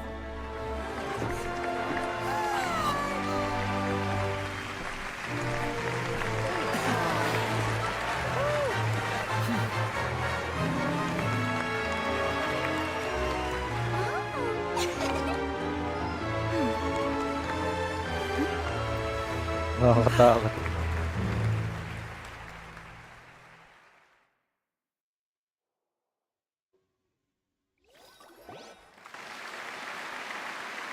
Whoa! What in the world just happened? How did he do that? Paimon didn't see him do anything. Wasn't Lynette inside the water tank? How did she disappear and then reappear out of nowhere? If we could see easily through his tricks, then that would mean that his skills are still lacking. To appreciate magic, you should focus on the show happening on stage, rather than getting caught up in trying to see that which has been intentionally hidden. Guess you're right. Paimon couldn't believe her eyes when Lynette reappeared. Amazing! Thank you everyone. I'm glad you enjoyed that performance. But our magical journey has only just begun. I've prepared even more astonishing surprises for everyone here. The magic of transformation and disappearance can go far beyond what you've just seen. I'm sure many of you are thinking that escaping the water tank was impressive enough. But Lynette is still my assistant after all. In which case, I have ample time to make all necessary preparations. So, for my next trick, I will require the participation of one lucky audience member. Please, if my assistants could bring out the magical boxes now. There are 2 boxes, and only 2 boxes. One is here, and one is there in the aisle among the audience. I'm sure many of our clever audience members have already guessed our next magic trick. A swap! Our lucky audience member and I will each enter a magic box. After 1 minute, we will each emerge from the opposite box. Now please, everyone pay very close attention to the box you see here. Don't give me any chance to make a move. Wow! How's he gonna do this? Hey, do you think this is all magic tricks, or does Lenny have actual superpowers? The lucky audience member will be generated by this random number selector. It selects numbers entirely at random. Even I don't know who will be chosen to participate. Now then, let's begin. Let me see. Oh, row 7, seat 3. Congratulations! You now have the chance to experience magic firsthand for an entire minute. Please, come forward. My assistant will take you beside the magic box. I'm sorry, it might be a little cramped inside, but no need to feel nervous. We've carefully arranged everything for you to be as comfortable as possible. You don't need to do anything, but no matter what strange things may happen, don't come out of the box. If the magic is interrupted, who knows where you might end up? You might even find yourself in the Fortress of Meropide. Oh, okay. All right. Before I enter the magic box, there You is stop one more thing I spoiling need to in ask chat. the audience to do. Could you all give me a countdown? Like this. 60, 59, 58. Just keep counting down. You can go a little faster or slower if you like. I won't be able to see anything in the pitch black box, so I'll be relying on your voices to know when time is up. Oh, and no tricks now. If you quickly count from 60 in just 30 seconds, then I'll be in a tough spot. Ooh! Paimon kinda wants to count faster after hearing him say that! No, that won't do. I can see it in your eyes. You still can't be trusted. Let's practice together. Come on, repeat after me. 60, 59, 58. No, go on. 60, 59, 58! Okay. That's right, perfect. Keep it going. All right, I'll see you all on the other side once you've finished counting. 3, 2, sure. 54, 53, 52? Huh? Why aren't you counting, Nervalet? I am counting in my head. I think things are exciting enough in here as it is. Merely a consequence of my identity and personality. Do not worry about me. Just enjoy the show. Oh, alright. You looked so serious that Paimon thought you might be feeling uncomfortable or something. 40, 39, 38! Mr. Linney, are you all right in there? Is everything ready? Yes, I'm fine. I'm just double-checking the direction of the magic. It would be a disaster if we get sent to the wrong places. For example, mid-air right above the audience. Even though he's saying that, Lenny doesn't seem nervous at all.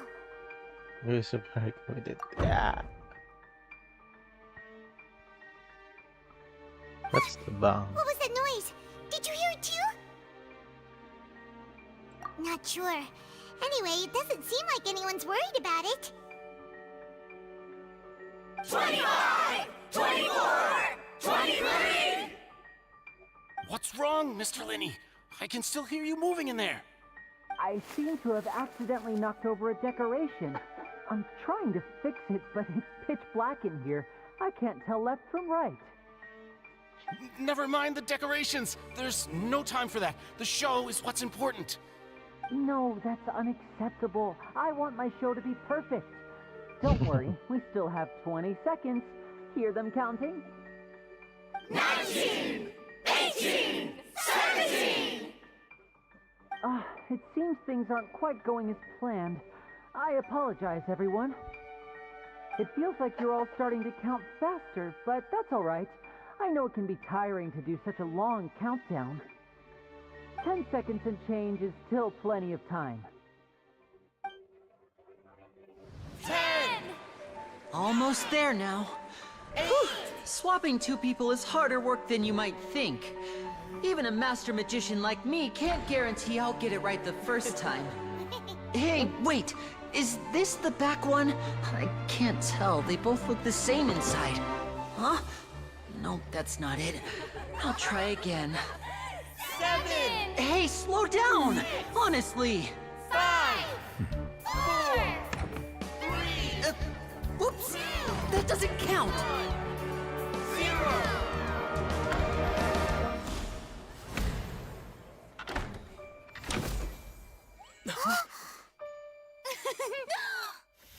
Ta-da!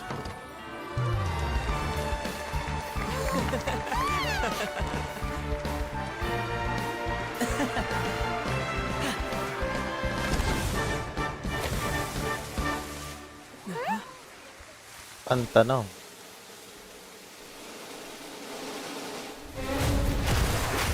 Oh shoot. What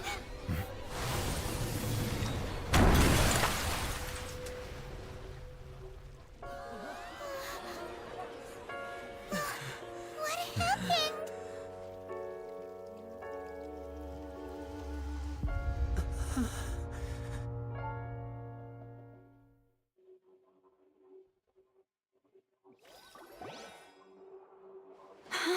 Instant trial. This part of the show? Mr. Lenny, you're going to use magic to fix the stage now, right? What happened? Oh no. Maybe this isn't part of the show. The girl was still in that box, right? This performance is over. Medical staff with me. Guards, secure the scene and detain all the performers. Seal the exits. No one is allowed in or out at this time. Yes, that's right. If this was just an accident, then we must investigate the cause. But if this was all part of some scheme, then those accountable will not escape the judgment of the God of Justice. No need to be alarmed, you two. We'll get to the bottom of this soon enough.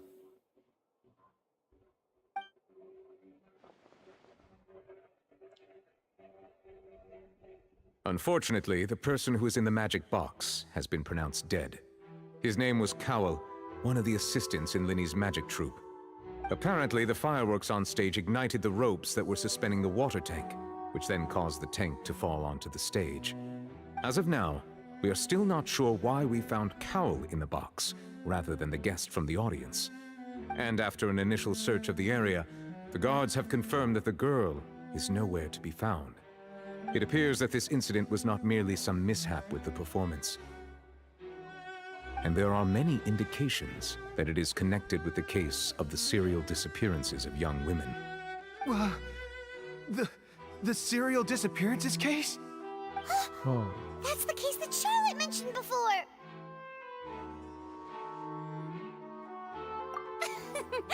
I know the truth. I can see through the whole thing. Really, using such a shallow and obvious mystery as his finale. Did he really underestimate us that badly? I say that our powerful magician, Mr. Linny, is now the prime suspect for the serial disappearances case. Huh? Why me? This whole thing was an accident. No, this all occurred during your magic show, did it not?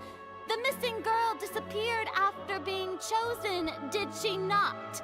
The deceased is one of your assistants, is he not? Now that I think about it, that whole speech about magicians making things disappear was nothing more than a provocation, a bald-faced challenge. That can't be right. How can Linny do this?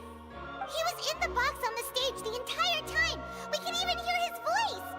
Besides, before the show, he told us that he would like to catch the criminal behind the disappearances. He couldn't possibly mean catching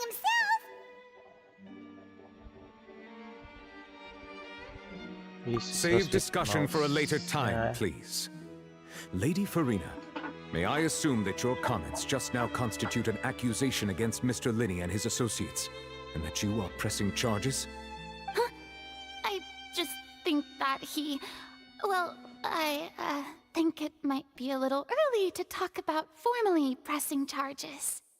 But what Lady Farina said just now makes perfect sense. Looks like she's gonna personally deliver justice. A kidnapping and murder carried out under the cover of a magic show. Lady Farina said it all. I mean, of course, my dear people.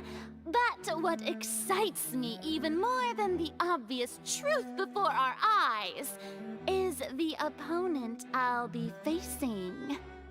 That's right. I mean you, Traveler. You'll support Linny, won't you? Oh my After god. all, he was I'm the gonna one who be helped you the first time we met. Oh my god. It's rather solving. Then there's no problem at all. You know, the Traveler and I already had a duel the first time we met. But with Linny's help, our little duel ended in a draw. But draws really are the most boring possible outcome. So, no more draws. Between the two of us, there must be a clear winner and loser. And what better place to hold such a riveting showdown and decide the true victor than here, on the grandest of stages, the Opera Epiclese. It wasn't a draw. She obviously lost last time. I understand. Charges have now been pressed, and as such, a trial is in order. Well, Traveler, seems Lady Farina has set you in her sights. But putting her dramatic rhetoric aside for a moment, I would like to ask you, are you willing to act as Mr. Linny's attorney and defend him in this case? Yes, I am. Very well. The trial will be held a day from now in the Opera House. Both sides may investigate the scene to build their cases and search for the truth.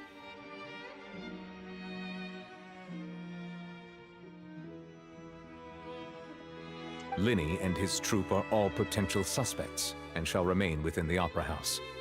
The audience may begin to leave in an orderly fashion once they have been cleared by the guards. A day isn't that long.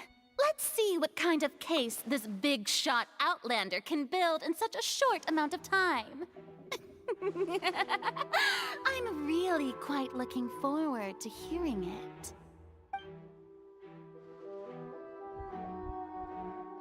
Oh my gulay. Linny!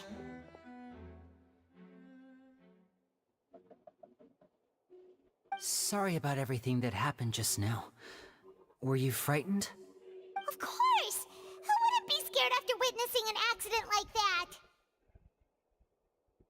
Yeah, I'm a little shaken up myself.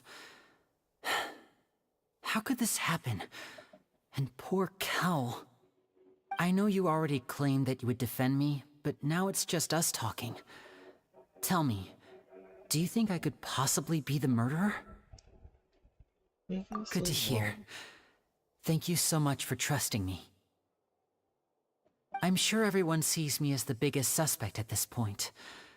But if you ask me, the whole thing is mysteries layered upon mysteries, such that all that's left is confusion. I don't know whether what happened there on the stage was purely an accident or not, and I don't know why poor Cal was in the box. As for how that girl chosen from the audience could suddenly disappear, I'm afraid I don't have any answers either. If someone tampered with my performance, then we need to figure out what they did. Even a skilled and knowledgeable magician like myself couldn't pull all that off in just 1 minute.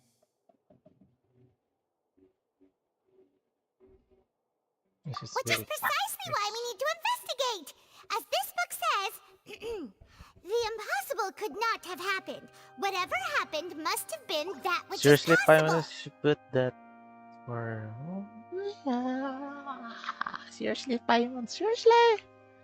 Paimon bought them when we were reading at the bookshop in the city earlier. Pretty cool, huh?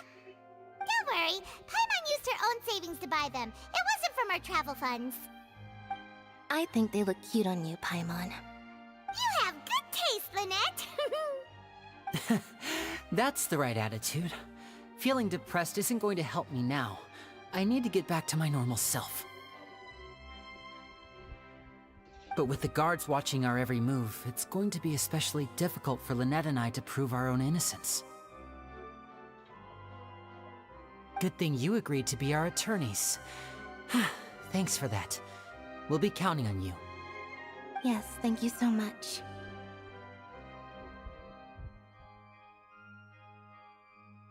Yeah, just leave it to us. Oh, since we're going to start investigating, Paimon has a question first. Where did Lynette go during the performance? Ah, well, I'm afraid that would involve some of our essential trade secrets as magicians. The secrets behind our magic are past saving, Linny. I suppose you're right. The truth behind our tricks is going to be important evidence that will be weighted during the trial. 'Tis truly a pity. As a magician, our magic show is a work of art. We've poured countless hours and spared no effort in perfecting it. But if revealing our secrets will help you uncover the truth behind what happened, then it will be well worth it. Yeah.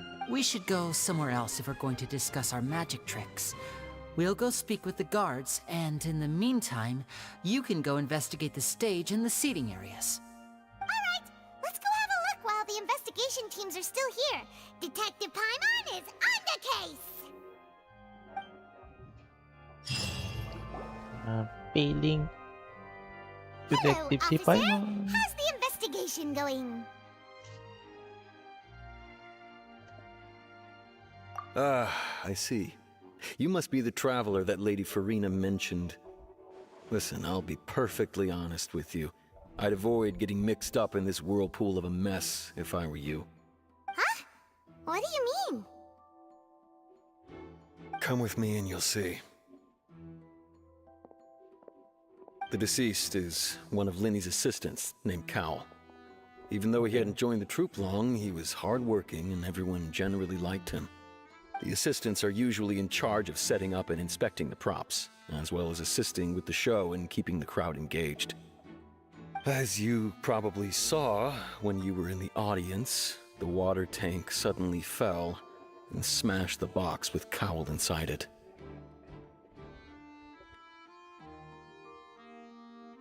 Oh, she was supposed to be there. This is the real mystery. We've already searched the scene and were unable to find any traces of the girl. However, if you look carefully, the box was positioned directly under the water tank.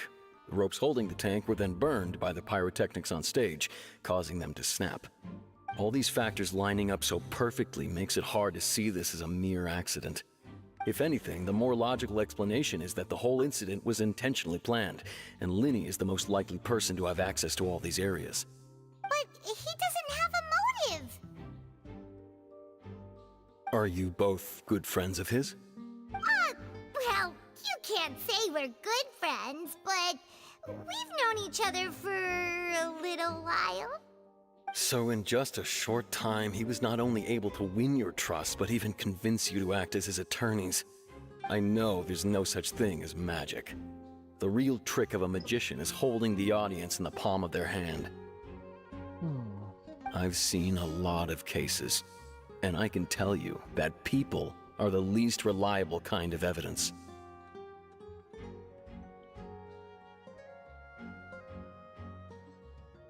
Sorry, I tend to be pretty straightforward. Just know that I'm warning you for your own good. Anyway, you may investigate the scene of the crime yourselves if you're curious. Who knows, maybe you'll be able to come up with some new evidence.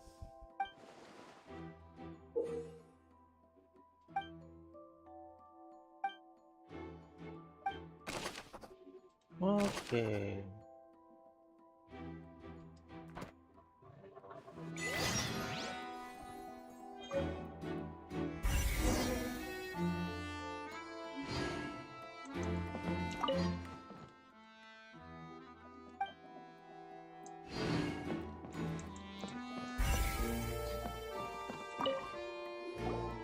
So this is the rope that broke and caused the water tank to fall. The rope looks pretty durable. How can it be burned through so quickly by fireworks?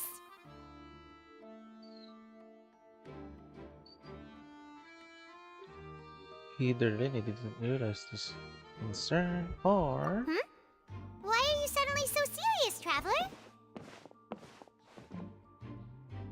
Look at the roads. Whoa! Look! This bit is made from different material!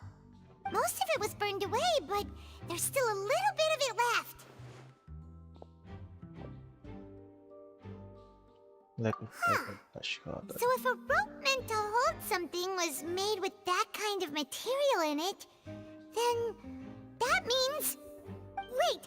Why don't you write all this down? Let's take notes!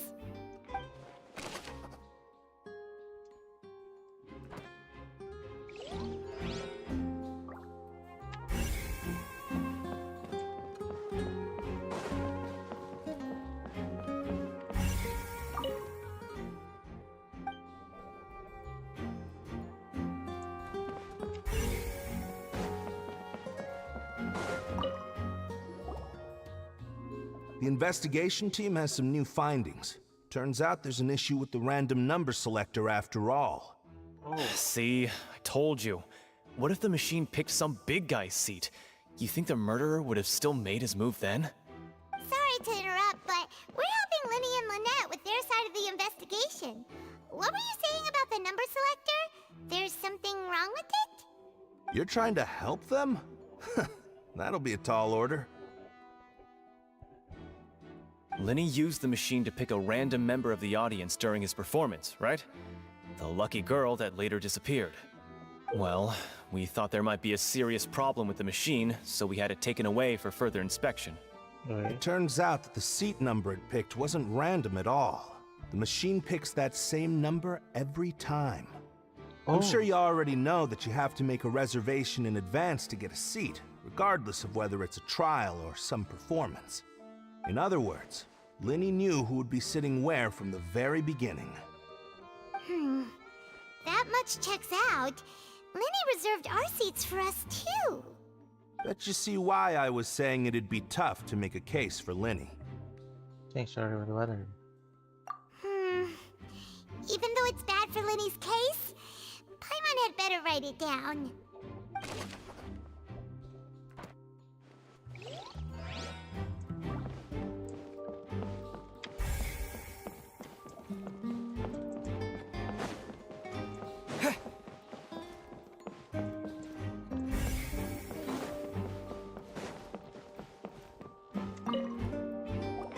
Hello there. What are you investigating? Oh, this location has also been cordoned off because the Magic Troop members are currently considered prime suspects. The investigation team is still collecting evidence. The seats were all booked in advance, so we were able to deduce the missing woman's identity by checking the guest list. Sure, it's not like this is confidential information. We will publish it later anyway when we petition the public to help us find the missing person. Her name is Halsey. She's a painter from Fontaine who's made a bit of a name for herself. Apparently, she wasn't a regular at the Opera House, but she'd been feeling some pressure with her work lately, which made her decide to come see the magic show. The Magic Troop members all claim not to know her, and we have looked into her social connections. It seems that she has no personal grievances or conflicts of interest with the suspects. Simply put, she wasn't related to the Magic Troop at all, which matches the features of the previous serial disappearances. Were the victims of previous cases also chosen at random? That's how it seems to us, in any case. Apart from the fact that they were all young women of around the same age range, there really weren't any other connections between them. Okay then. No need to be so formal. If you do happen to see the missing girl, please be sure to contact us. It is of utmost importance that we get to the bottom of these disappearances.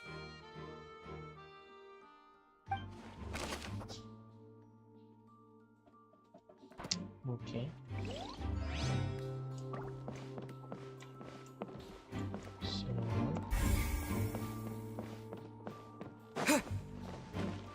pwede pa yun.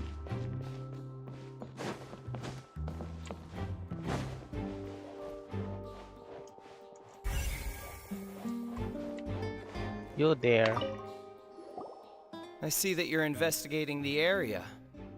Well, it just so happens that I'm interested too. If you find any new and interesting leads, be sure to share them with me, all right? We don't have too many thoughts yet.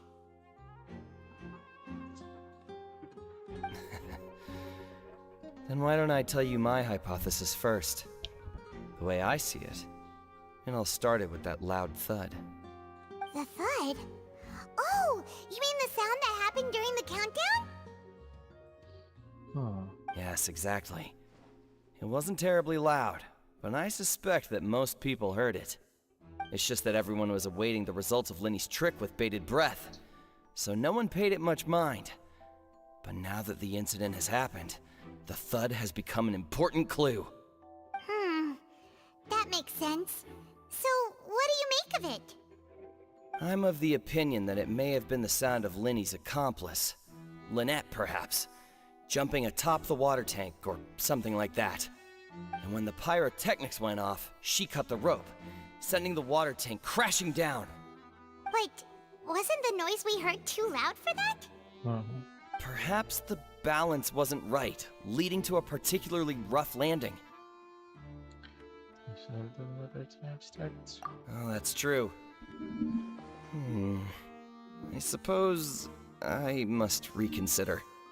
That does remind Paimon, though. What was with that sound?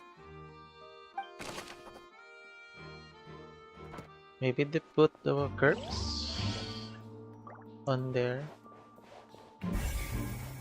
It's hard to believe it's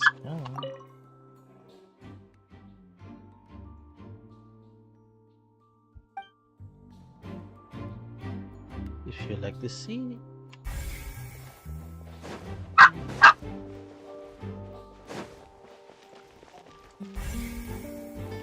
Lenny's still talking to the guards. It seems he'll have a lot of explaining to do. I think someone will be assigned to monitor us later, but that's alright. Okay.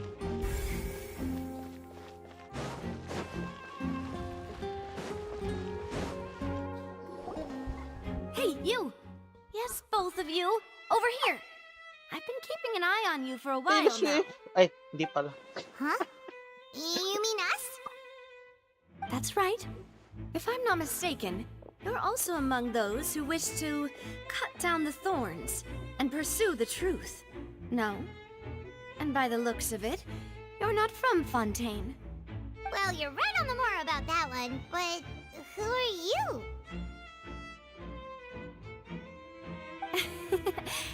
Have you never heard of the Spina di Rosula?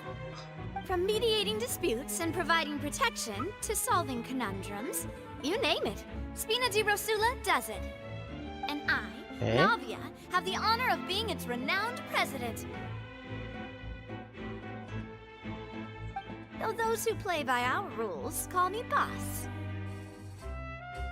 I'm Silver, her attendant. Pleased to meet you. And I'm Melus. Demoiselle's various daily needs and affairs are under my purview. The second heard of it. Mademoiselle? It's like knowledge. Well, I am the second generation president. Malus and the others are still used to my previous title. My apologies, Demoiselle. Should you prefer, boss, I will endeavor to use that instead. No, no need. You don't have to call me boss. Just Navia is fine. Okay, if you say so. Not that we're members of Spina di Rosula anyway. All merely trifling details. Never mind. Now, back to the situation at hand. See what it is That's as right. well. I've always kept an eye on the serial disappearance cases. My interest stems from a matter back from my father's time. Judging from the look of things, I find Linny an unlikely mastermind. Really? We think so too! That's why we're looking for clues now. But how did you come to that conclusion? Intuition, naturally. My unparalleled intuition. Okay. Marina sure was quick to point the finger at Linny without any decisive evidence whatsoever, wasn't she? But that's not uncommon for her. If you remember, the Justice had to interrupt her and ask if she was pressing charges just to keep her from getting carried away. Anyway, a trial begins the moment someone levels charges. And, of course, there was no way Farina was going to back down in that situation. Okay. Sounds more like you just don't trust the Hydro Archon. Well, what's your opinion? I must admit that she can be interesting at times, but liking her doesn't mean that I'll blindly agree with her. Well, when you put it All like right, that. I've answered your question. Now, it's time you answer mine. Wait a minute, did that answer count? Well, I say it does. But don't worry, you won't hear any pointless questions from me. In your opinion, do you think it's right to treat a trial like it's an opera?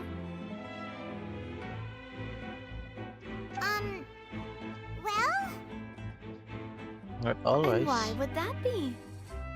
Doing makes easy to the truth to fall. It's like try should be. See, Silver and Malus? I told you they'd be different. Most astute of you, demoiselle. I too think that the traveler's response was most excellent. No matter how wonderful the script or how fervent the audience's expectations may be, the trials that go on stage here must be based in fact. And if that can be done, boss, then... What? All right, that's quite enough, Malus. Anyway, I like your answer. You passed with flying colors. Now, I need to make some preparations, following which our joint investigation shall commence. You two shall be my assistants. Wait! Since when did we become assistants? Oh, well, I can be the assistant, sure. Or your companion, if you like. I'm really not that fussy. That's more like it. I think you're missing a point, Paimon. Yeah. Far be it from me to brag, but I believe that Demoiselle's intuition will be instrumental in uncovering the truth. You wish to save a friend from false accusations, and we wish to unravel the disappearances. In this sense, our goals are aligned. You have a point. You're quite the talker, aren't you, mister? And what about you over there? What do you think? You seem like you've got something on your mind. Spit it out, man. I have nothing to add. Oh, alrighty then. We'll be making some preparations first. Just be sure to let us know if they start revealing Lenny's tricks. Thanks!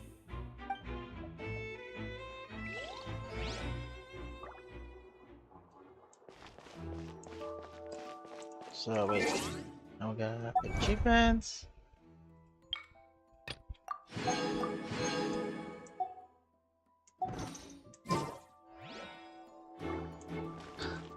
Oh, Fibers, this looks like Taylor Swift to me. Just kidding. Whoever the murderer was, they must have made preparations well before. This rope was obviously tampered with. People needed to register and reserve a seat for the show. That, combined with this number selector, could allow you to pick a young lady instead of some old fogey. Why would it be him? How strange. Okay. Wait.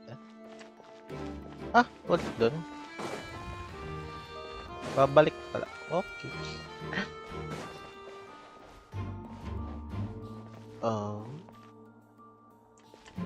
So...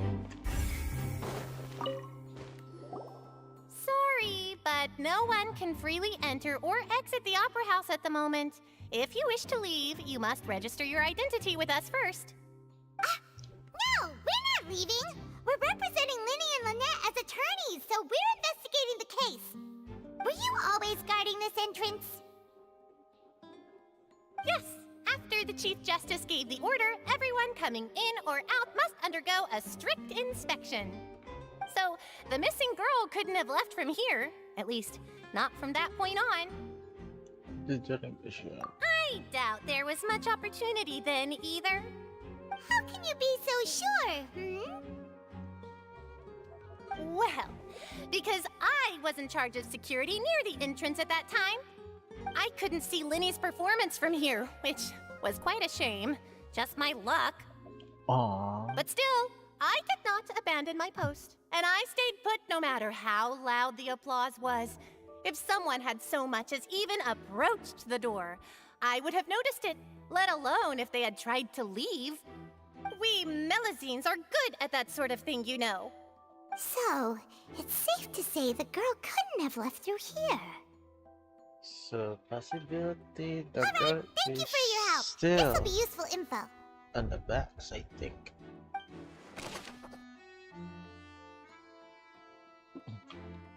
I hope I'm right.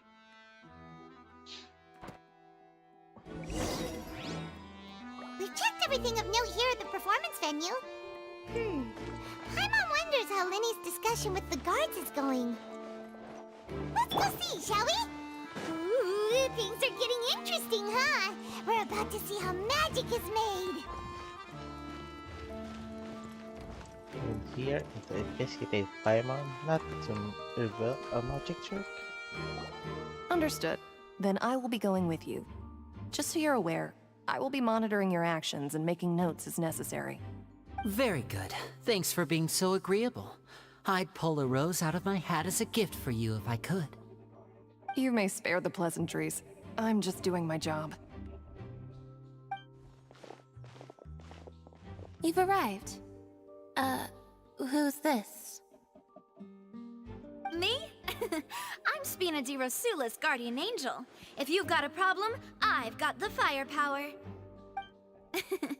Sorry, I got a little carried away there. Call me Navia. I'm a partner of theirs, and will be helping investigate this whole situation. And these are my companions. Would you mind if they join as well? Fine by me. Oh, new helpers? I would be most grateful. Well, let's just say we're tagging along. It's not every day you get to see the secrets behind magic performed on such a large scale.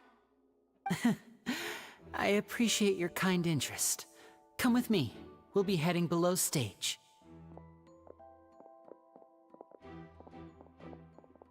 Huh? Below stage? Yes, a world of secrets is hidden beneath this magic box, prepared specifically for this switcheroo trick. But before I reveal everything, you should have a look first. Notice anything strange here?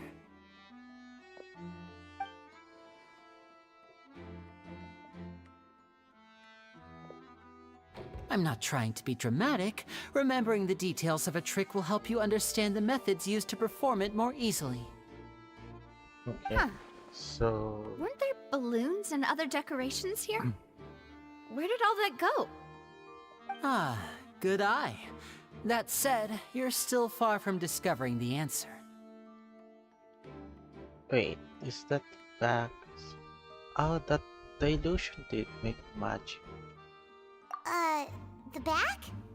You mean the inside of the door? What's different about it? Paimon didn't notice anything. Very good indeed. I thought you might not be able to catch that, given that you were sitting in the first row. The back of this door was patterned. Those patterns are now gone, replaced by a smooth wooden board. So, if you put 2 and 2 together, what do you get?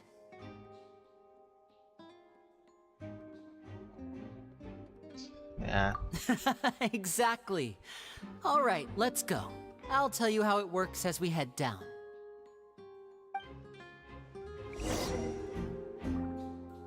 Oh, so there was a passageway under the magic box! Making it too different. I knew you'd figure out most of it as soon as you saw this place. The 2 magic boxes are positioned right above the 2 entrances of the tunnel. See this flatbed trolley? The box with the lucky audience member in it would be shuttled over to the other side using the trolley. This trolley can raise and lower and even rotate, ensuring that the box will face in the right direction. I see. So that's the purpose of the box inside another box. Precisely. The inner box would descend after the audience member was put inside and be moved along the trolley, all while the outer box would remain on stage as if nothing had ever changed. So that's how you did it!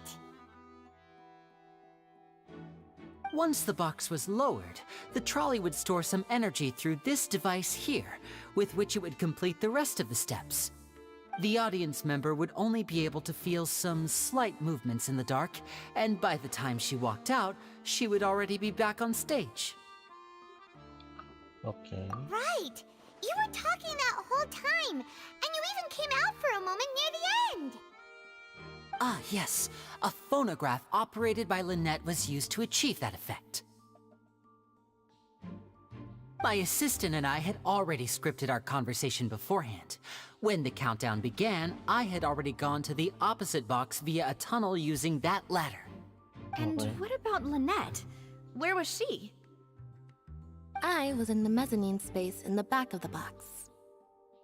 Oh, interesting! That's how we were able to coordinate Linny's lines with the assistant. And, by the way, I was the one who walked out of the box at the end. I mean, we are twins. All it takes is a change of clothes and no one can tell who's who. And that's my favorite part of this trick. Only Lynette and I can perform it. So that's how it all worked! Wow! Every detail you revealed was more amazing than the last! Lynette would briefly walk out of the box and then go back in, jumping into the tunnel and escaping before the box on the trolley could finish ascending. And then I walk out of the other box in the audience area, and the trick would be complete. The operative word here being would. But as you saw, Cal was in the box, not our audience member. She, on the other hand, mysteriously vanished. We really don't know how that happened. If not for that interlude, this would have been an astonishing trick. I probably never would have figured out how you pulled it off. And yet, to think that someone was able to use this magic trick to commit a crime. Could we have a look around? I think we can come up with some more leads. This is the scene of the crime, so Linny and Lynette are not permitted to stay here. I'll escort them back up. Yes, of course. No need to be so strict now. I won't disappear into thin air, you know. Thanks, everyone. We're counting on you. Okay.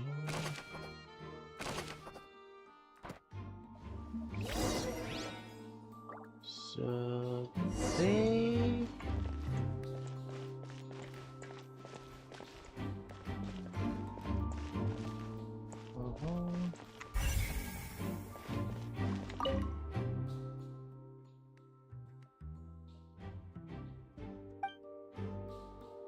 so automatically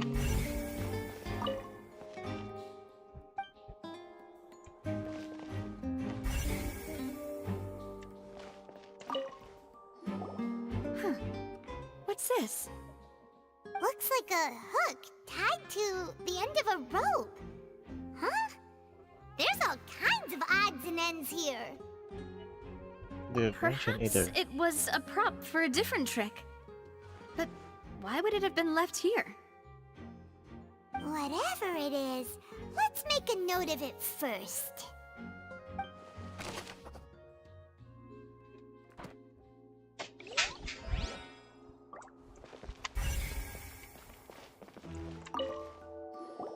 The floor is wet. Please be careful not to slip. Speaking of which, why would there be water here? Oh! Paimon knows! It's one of those tricks where you pour water into a jug and then flip the jug over only for the water to disappear? And here's a broken vase! Huh. Did the trolley knock it down while moving? That can't be. The trolley moves along tracks from start to finish. Yeah. It couldn't have hit the vase at this distance. Let's note this down too and think about it later.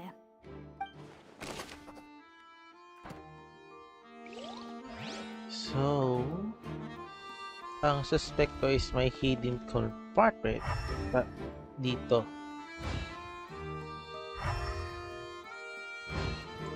Ang suspect ko lang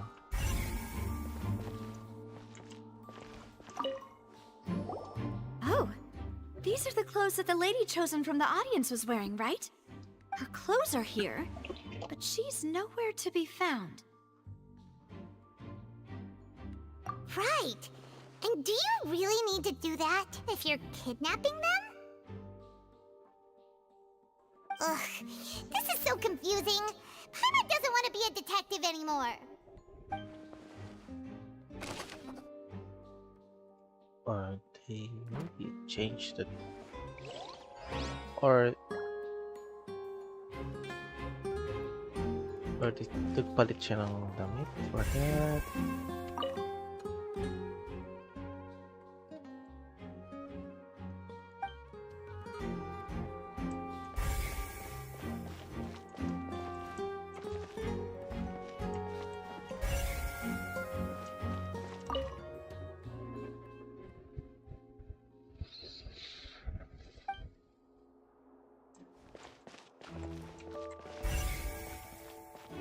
Yeah, what's that talking for? The air vent.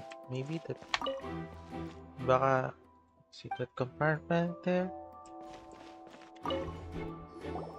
What is this place? It seems someone could fit through here. Huh. Yeah. Could this have been the suspect's escape route? Alone, perhaps. But if they had to pull another person with them, the space would be too narrow. But there are no other ways in or out of here.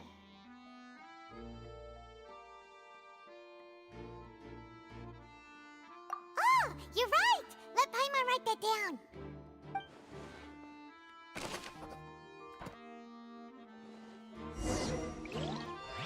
Seems we're just about done investigating down here.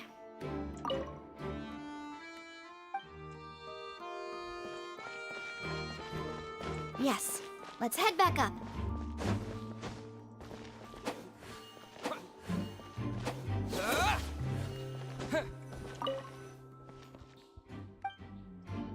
Sabi bumalik.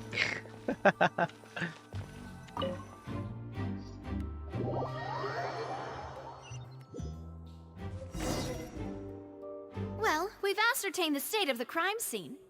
Let's find a place to sort out our findings once Malus returns. Seems to me that there are several things that don't add up here. Apologies for the wait, demoiselle. So, what did the guards say? Did the criminal escape through the vent? They believe the odds of that are very low, since the vent leads to the Opera House's basement. The guards have checked the area carefully. No one left through the basement during the performance or after the incident, and no one was found hiding there. So the tunnels become like a secret chamber then! Kaya, You know, like the kind you usually see in novels!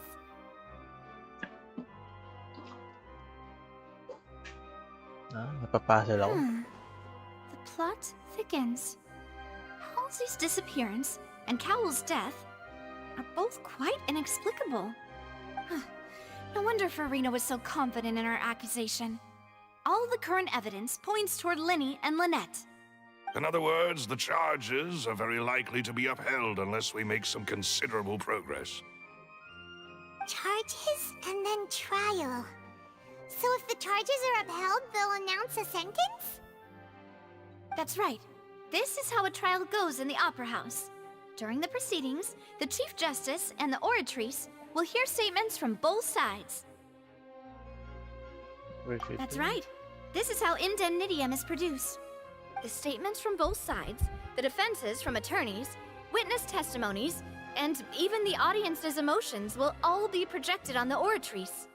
To put it simply, it's as if the Oratrice has its own will, and is a judge in its own right. This also precludes any kind of favoritism on the part of the Chief Justice. Not that this has ever happened anyway. Once both sides have finished speaking, the Chief Justice will make his final decision. This, too, will be used by the Oratrice as a reference. Then, finally, the Oratrice will be consulted by officials. The result it returns is the will of justice itself. Huh? So that machine is the one that actually decides? Paimon thought Novelet called the shots. Machine gotcha. In practice, there is very little difference. Gotcha in Both trial, have what the? always come to the same judgment, which is why people have great faith in the Chief Justice.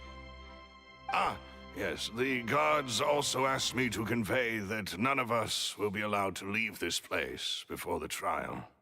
Huh? Why? Because we've chosen to act as the twins' proxies. That makes us persons related to the case. They're concerned that we might be colluding with outside parties, or that we might find outside help to disrupt the case. And even if that were not so, it could prove problematic if we happen to spread key information about the case ahead of time. I'm ready to break out at any time. Whoa, whoa! There's no need for that! Paimon thinks they have a point. That said, are they providing food? To fight the first. Seriously, Of Paimon? course. I just hope you don't mind the lack of options. I'm afraid that catering to all tastes is not in the cards, nor is any guarantee of balanced nutrition. In that case, let's just sort out our findings together here. Pity. I was hoping to take you to try some of Fontaine's famous desserts, too. I mean, what better way to properly think through our findings than over some tea and sweets? Huh. Breaking out suddenly doesn't seem like such a bad idea after all. Paimon. Just kidding, just kidding. Paimon will still do her best, even if there are no snacks. Seriously? What do you mean, no snacks? Of course we'll have snacks. If we cannot buy some, then we'll simply make some. Huh? Here? But how? Understood, Demoiselle. Everyone, please come with me.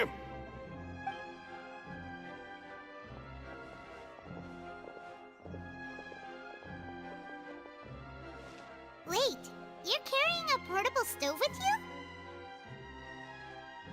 Yes, I must be prepared to meet the Demoiselle's baking needs whenever the fancy strikes her. I have eggs, sugar, and almonds at the ready. Good work, you two. Then I'll get to it. Please sit tight for a moment. You'll get to taste my awesome snacks soon enough. These three are quite the interesting group. See, not the group.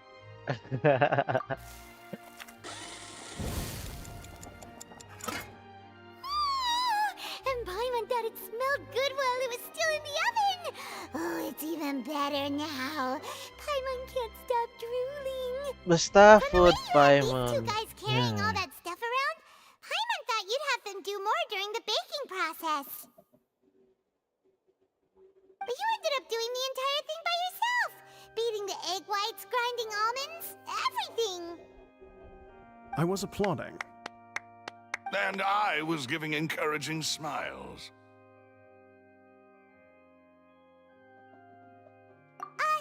Paimon was just thinking. Aren't you worried about getting your fancy dress dirty beating egg whites and baking like this? Well, I don't think it's carved in stone anywhere that fancy ladies can only read books, sip tea, ride horses, and play the piano. I just really enjoy making snacks. Don't underestimate have beating to egg put whites, fun. by the way. It's a real arm workout. You also need to beat them to just the right consistency, or your macarons will crack. Anyway, give these a try, fresh out of the oven. There's 3 for each of us. Only 3? Seriously, Paimon. Well, eating too many sweet treats might send all that sugar to your head. You wouldn't be able to think clearly about the case on a sugar rush, would you? Tea is ready to be served as well. This is Demoiselle's favorite, strong black tea with a floral fragrance that clears the mind and lifts the spirit. Yeah, No need for concern. I'm merely doing as I should.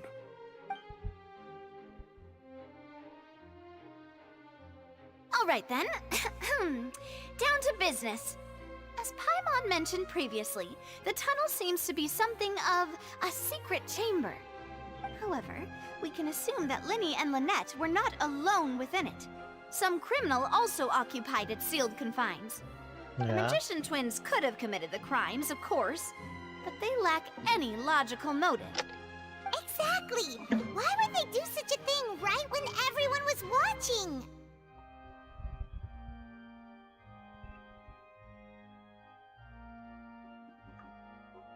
The flower vase and the thud we heard during the performance could indicate some altercation between Halsey and the criminal in the tunnel, resulting in the shattering of the vase, the discarding of her clothes, and her abduction.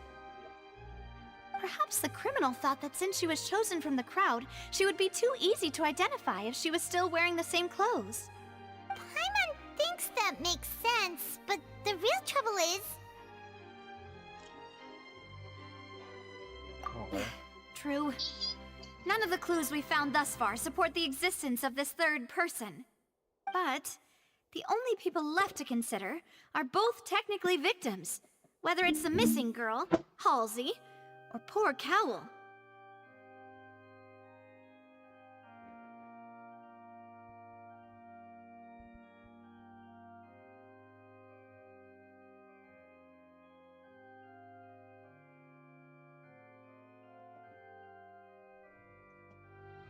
Huh. Could Halsey have secretly made modifications to the magic props in order to murder Cowl before making her escape? Yeah, that should. Bathroom break. Or shark tank.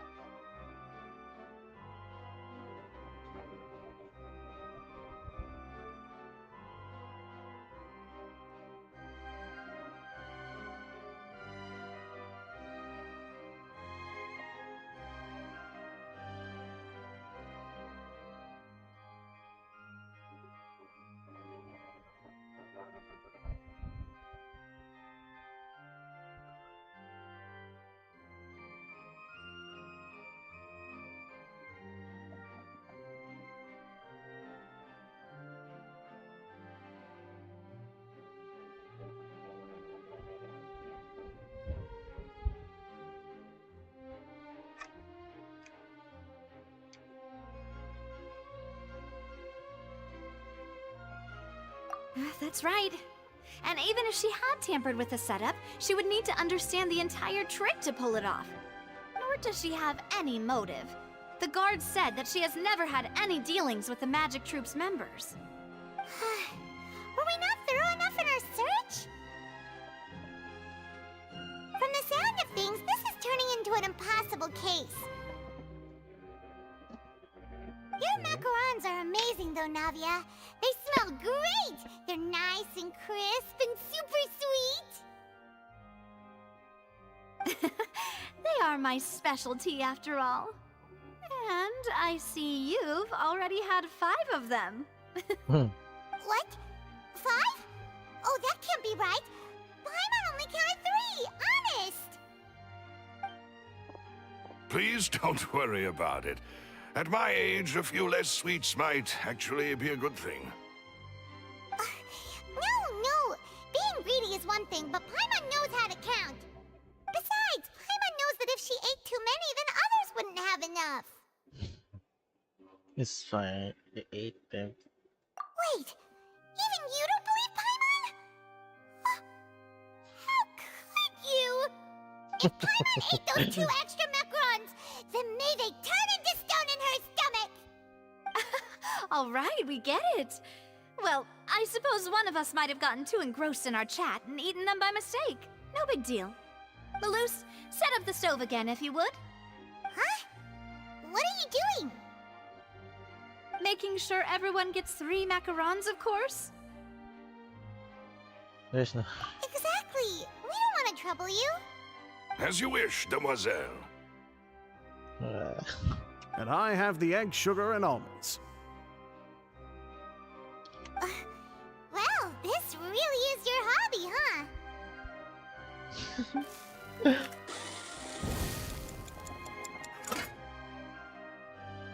Well, that's it for snack time. I'm going to have another look around the area. I don't know what we're looking for yet, but we've still got some time. As attorneys, I suggest the 2 of you think the case over again. It would be awkward if you got all tongue-tied on stage during the trial. Alright, thanks for your help, and for the snacks. It was nothing. A small task for the Spina di Rosula. Silver, Maloose, it's time to go. I'll be back if I find anything new. Okay. Alright, it's time to put our heads together. We've got to get our defense ready for the trial. Oh, it's probably gonna be a long and difficult case. Hey. There's no point in worrying about that now. We just need to prepare. Here, take Paimon's notes. They should help you review the situation.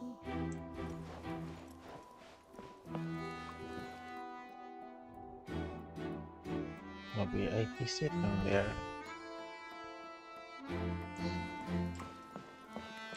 So...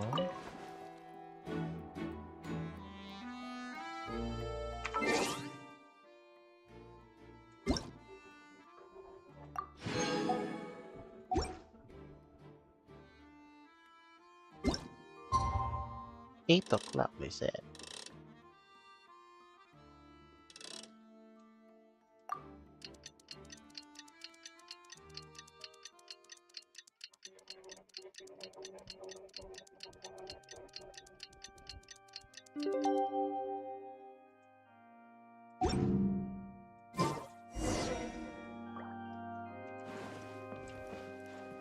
Wala yung scene.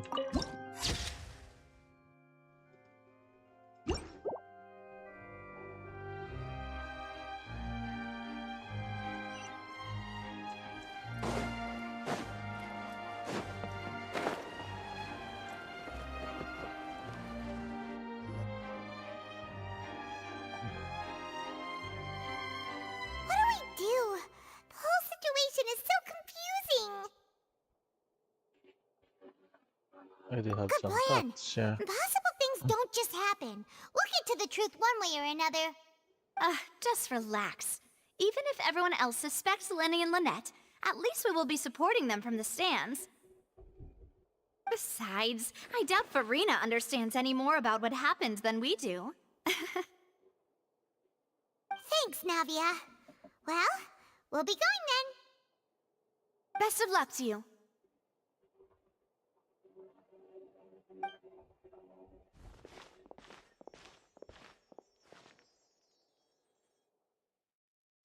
The most nervous part. Ah, finally, you're back. Well, how did your investigation go? To be honest, you might be disappointed. No. We're already very grateful that you were willing to help. Well now, don't you all look disappointed. Don't tell me that your investigation came up empty-handed. That was to be expected, of course. The guilty can never produce proof of their innocence. But don't let that stop you. I shall be terribly disappointed should you, my most anticipated foe, concede so easily.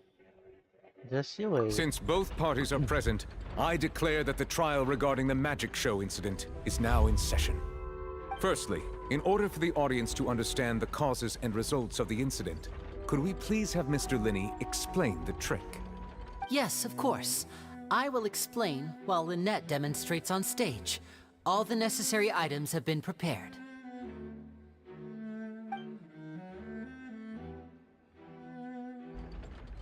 Thank you, Mr. Linney. In that case, I take your statement to be that you ran to and remained hidden within the magic box in the audience stands once the trick began, and thus could not have committed the crime. Is this correct? Yes, that's correct, Your Honor. In that case, I call upon the prosecution. Lady Farina, do you wish to refute his statement in any way? Why, of course I do. Allow me to take the first shot and break this case wide open. Mr. Linney is clearly lying. There is no way you could have been in the box the whole time if you were to abduct Halsey and murder Cowell. In fact, I'd say you were hardly in that tunnel at all. That is simply your hypothesis based on the presumption that I'm guilty. Oh, is that so? And if I may ask, what did you hear while you were inside your box? The roaring countdown of the crowd, of course. That's how I kept track of the time and built anticipation for the finale. And you didn't hear anything else at all? Nothing that might leave an impression of any kind? No, nothing. I see. But when the count reached 30 seconds or so, there was a thud. One so loud that I believe practically everyone heard it. Huh?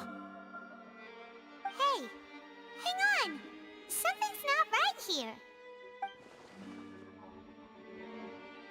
We could limit. Yeah. Yeah, I'm sure he could have heard a noise that loud from inside the box. I was right by the box and I definitely heard the thud. Look at those scales. Could those mean... Well then, ladies and gentlemen, allow me to use the words of the magician himself. You never know what can happen in the blink of an eye. Indeed, it seems his alibi can also collapse in the blink of an eye. Of course, I have armed myself to do far more than smash your alibi. Confidence cannot go unfounded, and my foundations are rock solid. Tell me, aren't you and Lynette actually from the House of the Hearth? The House of the Hearth? Vtuber. No wonder they did something like this. So the serial disappearances were the Vtuber's doing. Now it all makes sense. I've got a feeling that what happened on stage probably wasn't just an accident. That's irrelevant. Our identities have nothing to do with what happened. Indeed. Then perhaps you could tell us everything that happened during that 1 minute. Your first priority is to prove yourself innocent after all. I'm sure there is little that needs to be kept secret now. Unless your script already has holes in it. The Outlander is speechless. My, oh my, don't they look flabbergasted? Oh my god. Now comes the infighting and discord, I suppose. This was almost too easy. Good thing I made all those preparations. Seems the all-nighter I pulled last night is really paying off. Hey, Linny! Why didn't you tell us this before?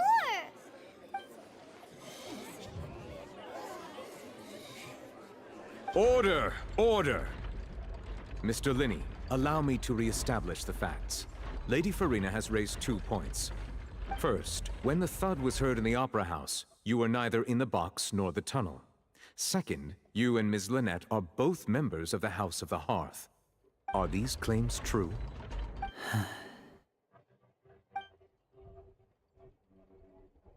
Oh my kulay.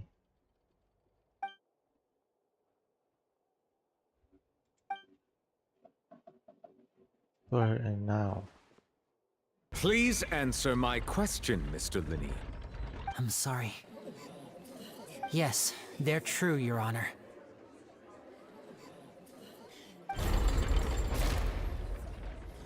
I knew it! Well, that's it. We might as well move on to the sentencing already. What should we do now? Granted.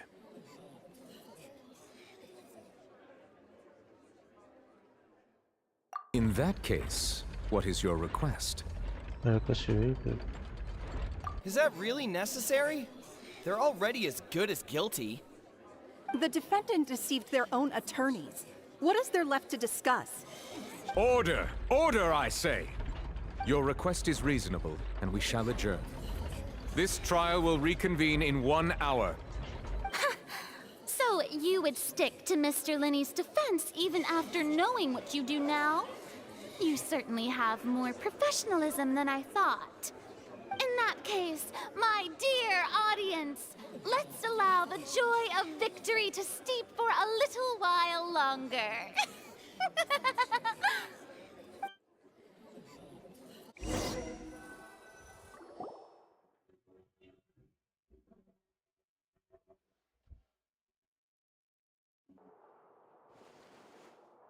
Explain yourself. Well, this is awkward. I didn't think the Hydro Archon would dig all that up. I'm sorry, Traveler and Paimon. Yeah, sorry. Paimon doesn't know where to start. We trusted you two. We based our entire reasoning on the assumption that you weren't bad guys. set the wrong tone or anything, but Paimon's really mad! I'm very sorry. I know you're angry, and reasonably so, but please, let me explain. I know you've clashed with the Vtui several times before. I wouldn't be surprised if just hearing the word is enough to make you upset. But our organization is very, very large, and the Harbingers have very different personalities and goals. Right now, we want to save people. As many as we can. That's right. I'm sure we're on the same page when it comes to this nation and the disaster that its people might face. Okay. I knew if it weren't for our respective identities, we could become good friends. That's why I didn't wish to flat out lie to you, but chose to hide some details instead. The truth is very important, but being completely transparent about everything would see us spending more effort than we need to. See the other line. Right. So, you be the judge. Heck, if I were you, I fear that I'd even struggle to trust me at this point. You met a Fatus who works as a magician, a trickster by trade. All by coincidence, too. But still, I'm asking you to trust me. I am no criminal. At least, not in this case. Sorry. Please forgive us. Well, you both say that, but...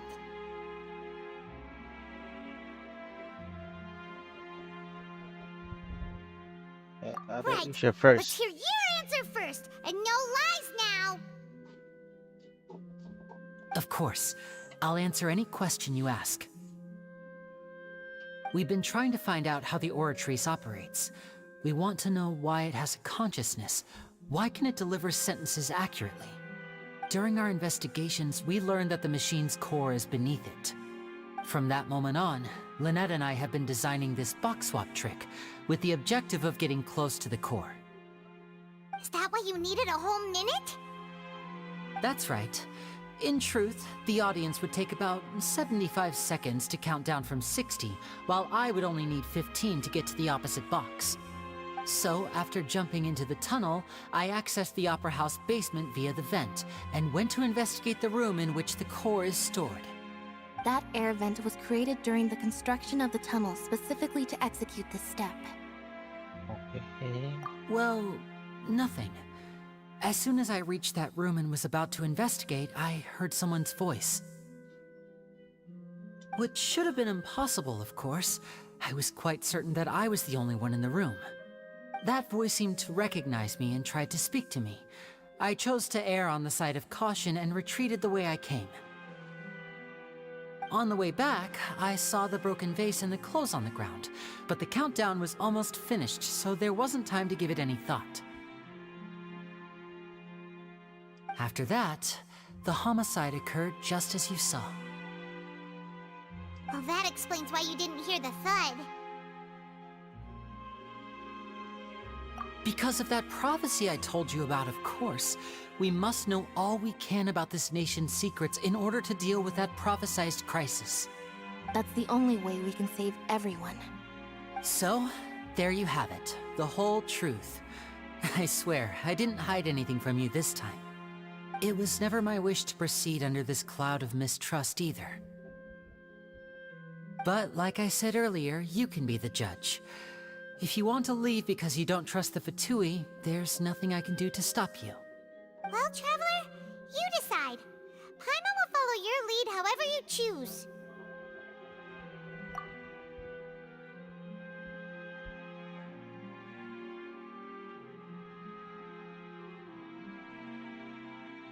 Okay, thank you. Thanks for giving us a chance.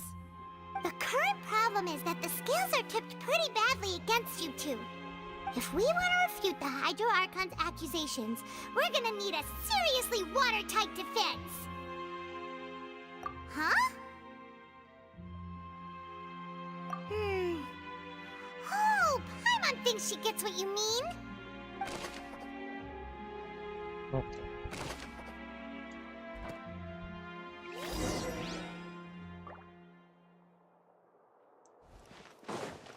Medyo...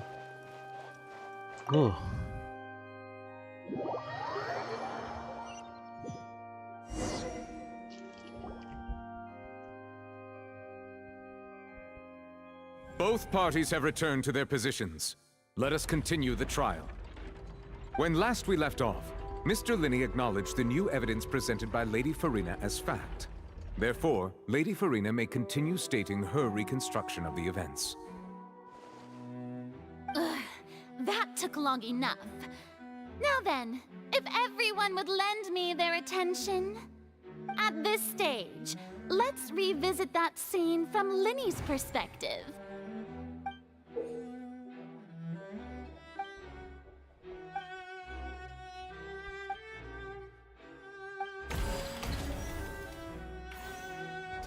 As the countdown began, he entered the tunnel. Okay. When the flatbed trolley passed, he opened the box and got into an altercation with Halsey, which caused the loud thud. He did not realize that this sound could be heard by everyone in the opera house, which is why he claimed earlier that he could not hear the sound. Finally, he used the vase to knock her out, before making her change clothes to prevent others from recognizing her. At this time, Cowell arrived in the tunnel, having heard that strange noise, and caught Linney red-handed. So Linney proceeded to knock him out too before stuffing him into that box. Afterward, Linney passed the unconscious Halsey to his accomplice through the magic box in the audience stands, before operating the devices such that Cowell's death would be ruled an accident. What? And there you have it. That's the truth behind what happened. Does the defendant's side have any objections to Lady Farina's description of the events? The key to refuting Lady Farina is the order of events, what Linney experienced, and what he saw.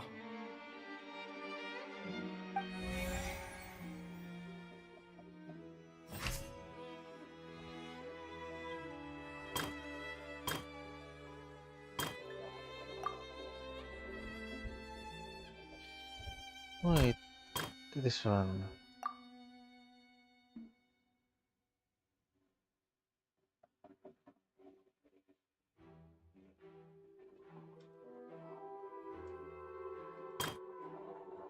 Let's do this one. Seems this won't produce a particularly effective rebuttal. Wait. So.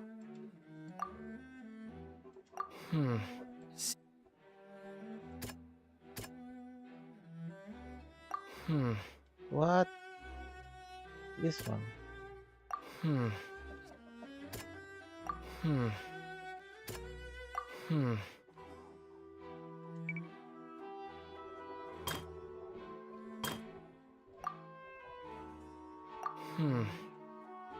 What?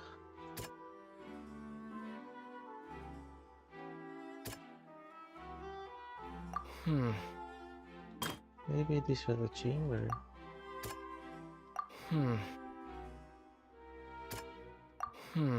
Seems...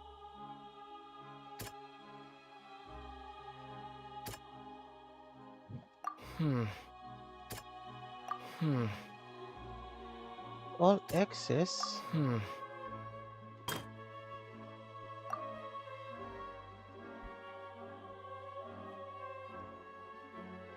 What?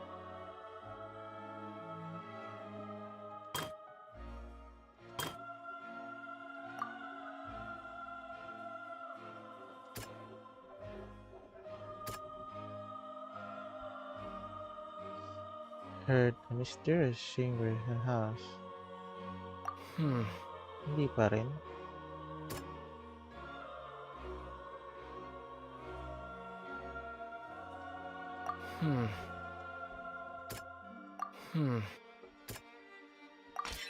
According to Linney, he left via the vent after entering the tunnel. He couldn't have had that altercation with Halsey.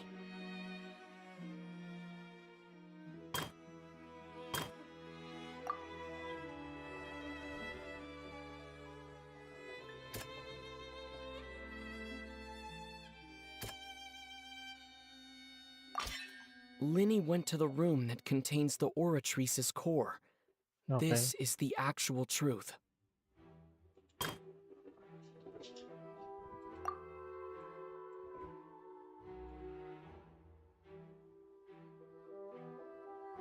If I'm right. Ah, yeah. Lenny did not take part in the underground altercation. He only witnessed traces of the aftermath. Attention! Ace Detective Paimon has something to say! Halatang di ako nagbabasa actually. When the countdown started, Linny did indeed go into the tunnel. Okay.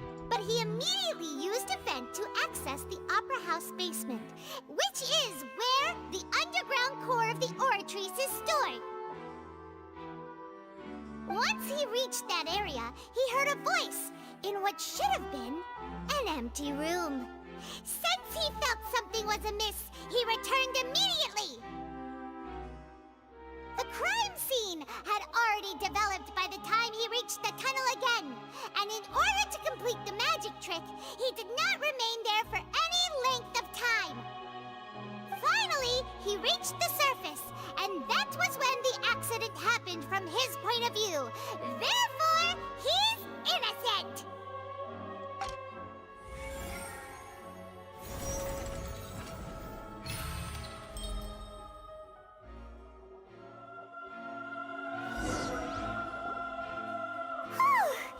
Paimon did it! Paimon actually managed to say all that! Don't celebrate early, Paimon. In other words, you believe that he knew nothing of the incident? That's right! Right, we believe. My reasoning? Possession equipment is clearly temporary mission. However, you say that.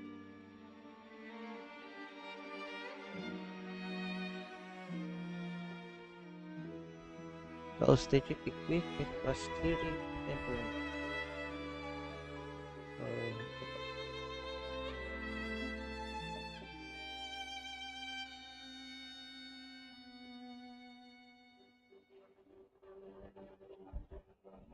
If that's the case, then if Cowell hadn't entered the tunnel, who was the entire setup meant to kill?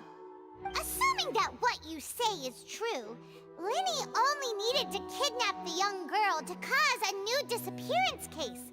What would the point of killing someone on stage be? Oh, they have a point. That's right, you tell them! And that's why they're partners of mine. They've managed to turn things around. Oh, well, your denial is very strident, I'll give you that. But what proof do you have to back your claims? Do you happen to remember? Or how you refuse? Of course I do. If he had been in the magic box the whole time, how could he have not heard that sound? Why do you ask? You're saying that he wasn't?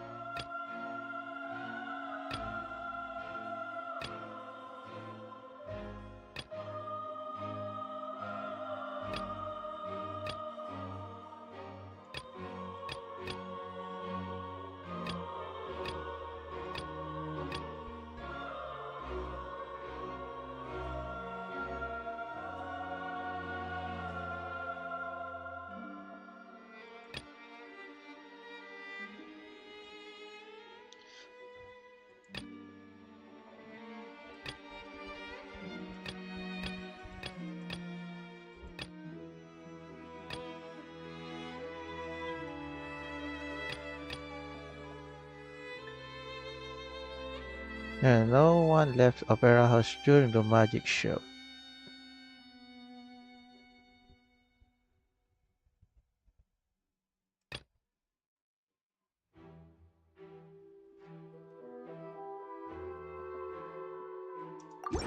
That's right!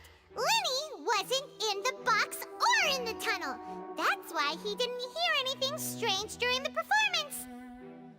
This means that when the crime happened, Lenny had already entered the basement via the vent. The same clue you used to disprove his alibi has now become the best proof! Ha ha! How do you like that? Well played. To think you'd use such logic. Well then, if it wasn't Lenny who committed the crimes, then who was it? The murderer was... Okay.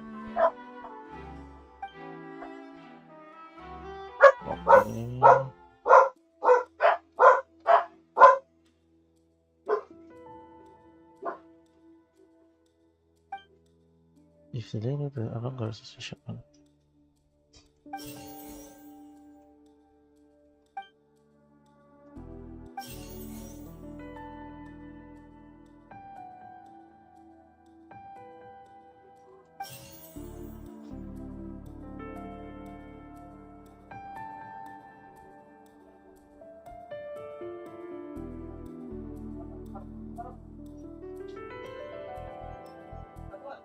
Could there have been a third person involved? Is that really a possibility? The deceased's name is Cowell, Linny's assistant. He would have been able to tamper with the equipment. Halsey is the missing person and an ordinary audience member. Or did she have her own scheme all along? The deceased's name is Cowell, Linny's assistant. He would have been able to tamper with the equipment. Could there have been a third person involved? Is that really a possibility? The deceased's name is Cowell.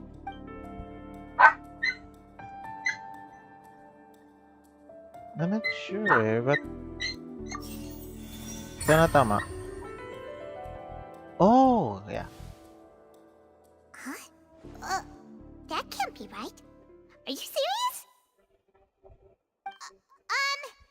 The killer was, in fact, Cowell, the deceased! Oh, is that so? How interesting! Let's hear your reasoning then. What I must do next is recreate the truth. What Cowell did, and how he went from would-be perpetrator to victim. No one entered or left the Opera House through its entrances.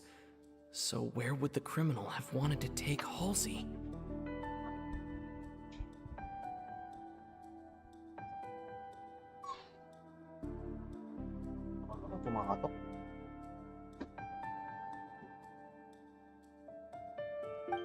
The deceased's name is Cowell, Linny's assistant. He would have been able to tamper with the equipment. It would have been tough for both people to fit into that vent. They would likely have bumped into Linny as well.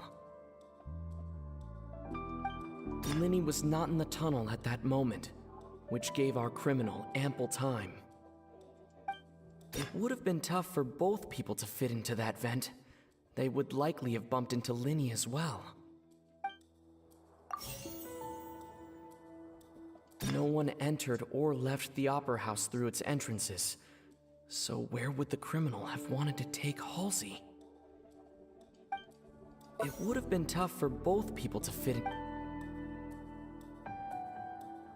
Halsey's clothing was in the tunnel, so there must have been some fear that she would attract attention.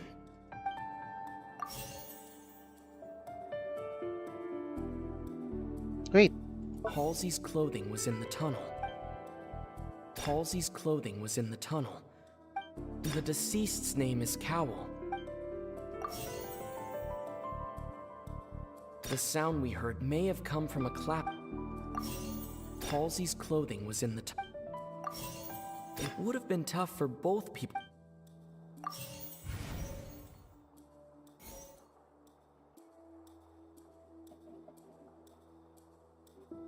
No one entered or left the... The deceased's name is Cowell. Linny was not in the tunnel at that moment. Halsey's clothing was in the tunnel.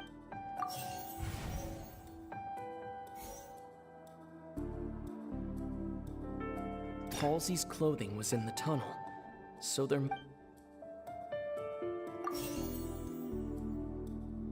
It would have been tough for both people. No one entered or left the opera house. The deceased's name is Cowell. Linny was not in the tunnel. Linny was not in the tunnel. No one entered or left.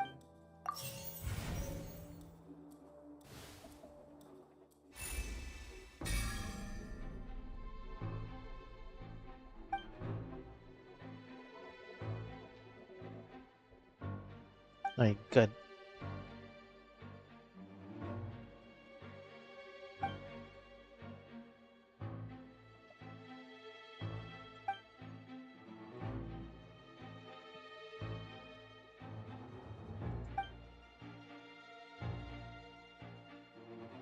What's wrong, Traveler?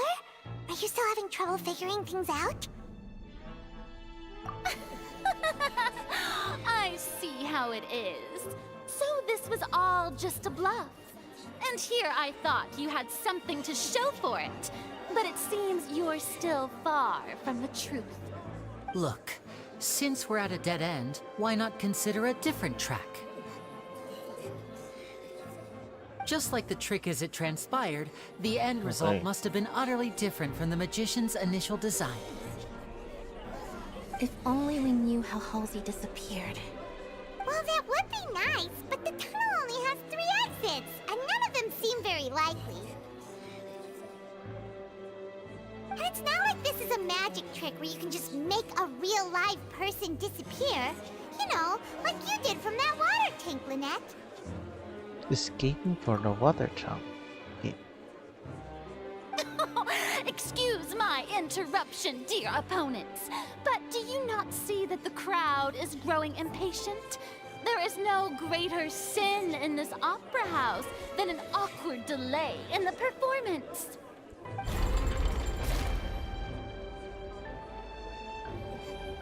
If the defense is unable to make further effective arguments, we will move on to the next stage of the trial.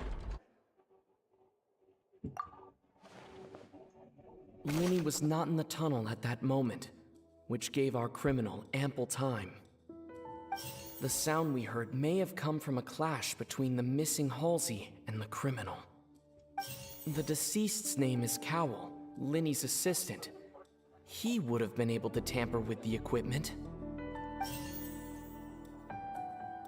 The vase was not broken by chance.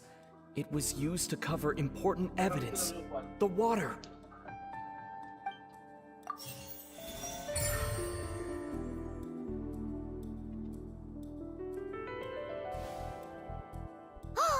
Paimon gets it! It all comes together if Halsey disappeared instead of being kidnapped. Lynette escaped from the water tank, vanishing gradually and leaving only clothes behind. If there's a similar method where a person could be transformed into water... Just a moment, please. I do hope you know how preposterous you sound at the moment. How could a person ever be transformed into water? This is reality we're talking about here, not some magic trick. Must we really? I should think that of anyone. Your friend Linny already knows this truth very well. Magic tricks are ultimately just illusions and misdirection. But Halsey's disappearance is very real. We're talking about 2 completely different things. Even so, I trust the Traveler's judgment. The truth must be out there somewhere. Perhaps some new line of reasoning may open if we try to gather all the focal points that don't make sense. Since Cal was the deceased, we haven't placed much attention on him. But given that we aren't making much progress with the case, it wouldn't hurt to have a look at his belongings, would it? People really do come up with all sorts of harebrained schemes when at the end of their rope. The way I see it, your suggestion that we broaden the scope of our investigation is nothing but a tactic for stalling the trial. Nevertheless, I believe that this is a reasonable request on the part of an attorney. Since the trial does indeed appear to be at an impasse, I believe that additional evidence may help us make more progress. Guards, please step into the lounge and examine the personal effects of the deceased, Cowell.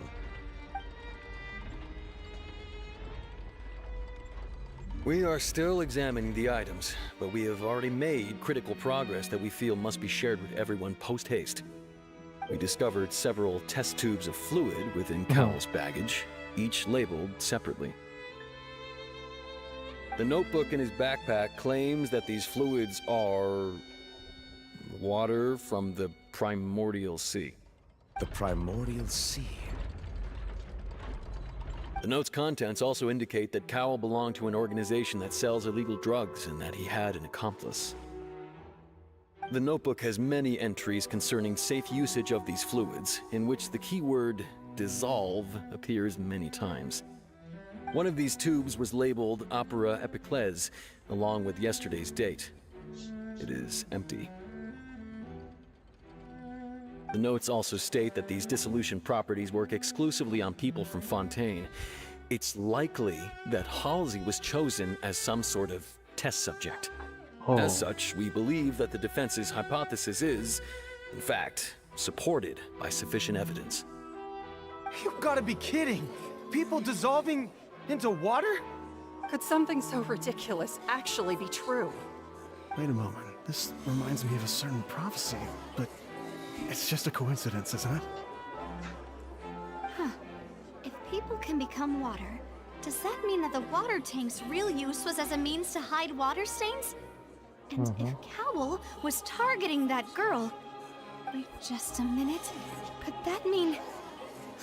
You two, with me, quick! Demoiselle, wait! What about your partners? Let's go. Just trust me. Order! Order! It is undeniable that further examination of the deceased's personal effects has yielded some surprising results, but we cannot yet verify the veracity of these clues. Still, let us assume that these clues are indeed authentic, albeit with the understanding that Ms. Halsey has yet to be found. Guards, please continue examining the items along these lines.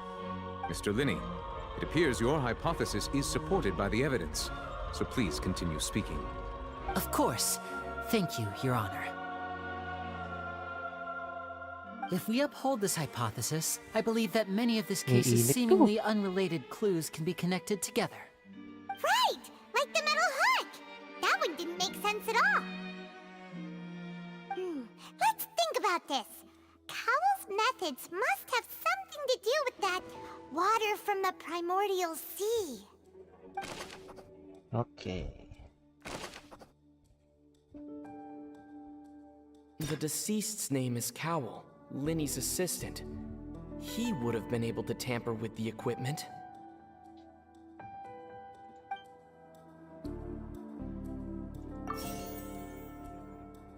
The water from the primordial sea should already have been prepped before Halsey entered the magic box. Lynette was in the magic box on stage the entire time. Did she have something to do with this? I remember there was something else within the inner layer of that box. Yeah. The rope that held the water tank up was lit by the fireworks and snapped. As such, the focus here is on the water and not the tank.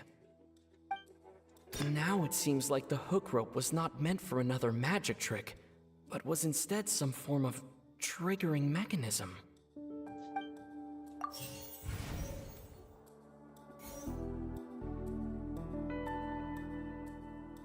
Now it seems like the hook rope was not meant for another magic trick, but was it?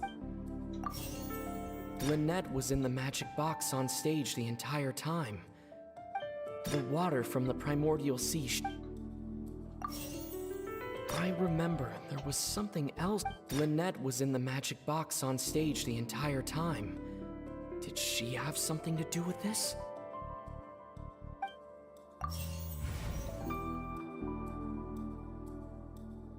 The This rope one? that held the water tank up.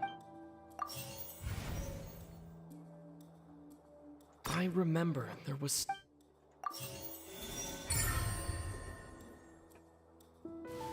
Okay. Ahem. It's Ace Detective Paimon's time to shine again!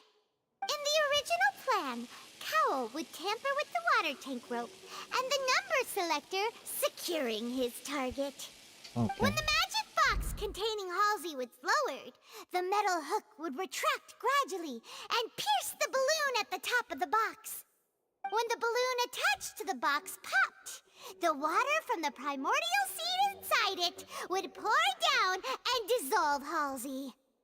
Afterward, Cowl would enter the tunnel and break the flower vase to conceal the water inside the tunnel, with the remaining evidence being covered up by the water tank on stage. But he encountered something unexpected in the tunnel and wound up being fatally hit by the same water tank he meant to use to cover his tracks. Huh. That does make sense. That actually links together a lot of the more confusing pieces of evidence. Yeah. Oh dear, what do I do? Even I think they sound convincing now. Have I falsely accused an innocent person? What a humiliation. Now, it seems like the only point of contention remaining is the exact circumstances that led to Cal's death. His notes mentioned he had an accomplice who could be related to the situation. On that note, the guards have just contacted me indicating that they uncovered new evidence. I shall now invite him on stage to share it with us. Thank you, Your Honor. We were just inspecting the luggage of the other people involved in this case. And we found an identical sample of the water from the primordial sea among Linny's personal effects. What? That can't be. Oh, I see.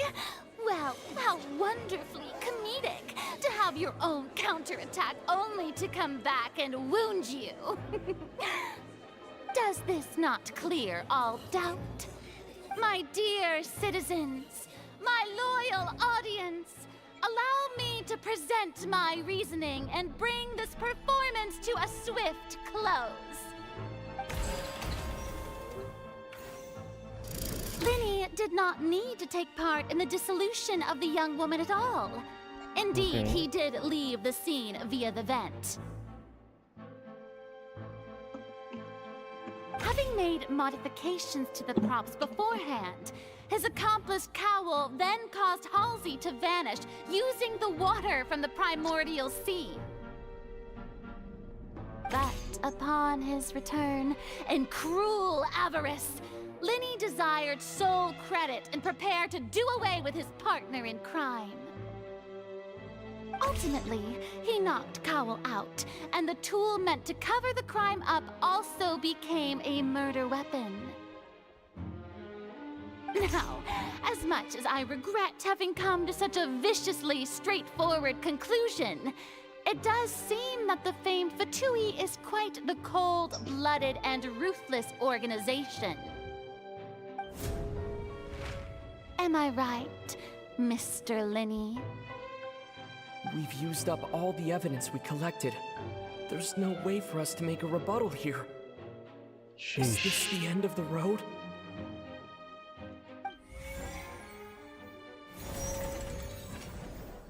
Oh no! Paimon can't think of anything either. It doesn't look like there's any way around this. Seems using the water as new evidence was too good a move. My Why did this have to happen now? I think we've all seen enough now, and we have ample witnesses to my flawless reasoning.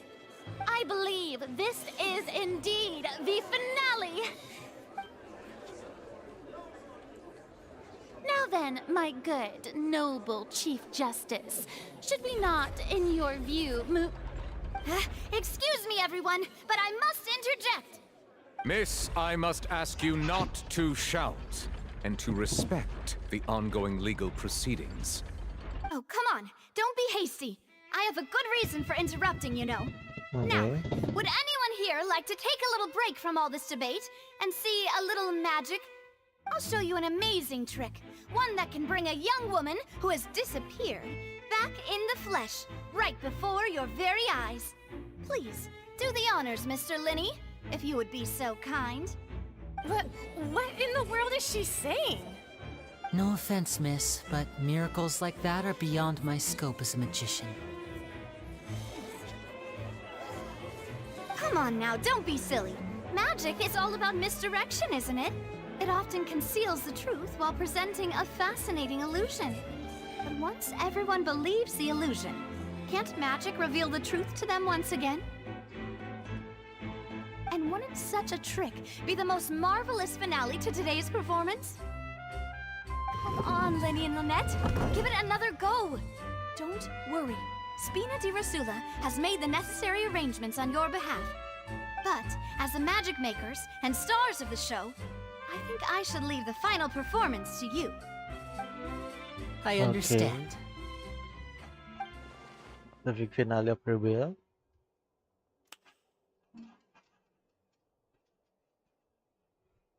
And voila!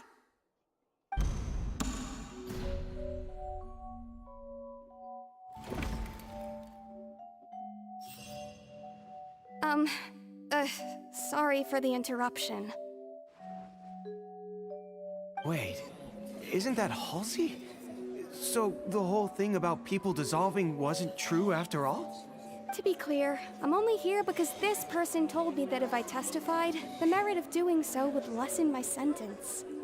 I was hiding outside this room listening to the proceedings because I was afraid that I would be the one put on trial. I was just feeling happy that no one had noticed me, and then before I knew it, she caught me. Oh. That'll teach you to underestimate us three. Where should I begin?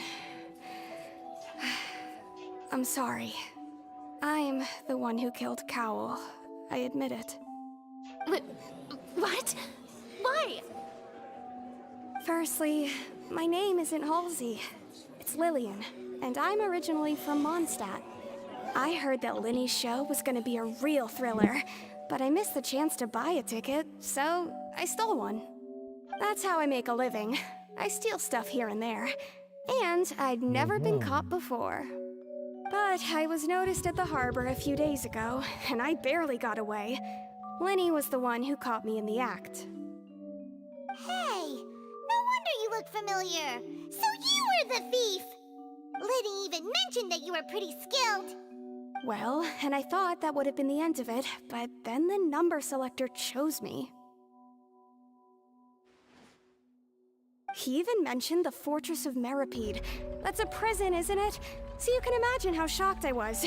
I thought he was onto me for sure. So I played along with the show while looking for an opening to flee, but then I got water poured on me for no reason, and then someone jumped into the tunnel to nab me.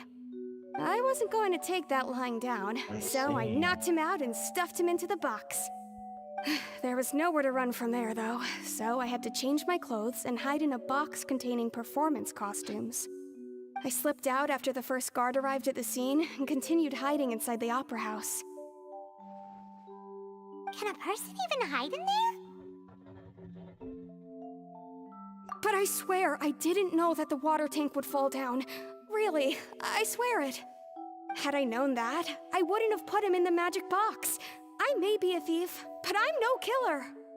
Well, that makes everything pretty clear now, doesn't it? Yes, no. This time, we need to tell the entire story from Lily-Ann's perspective.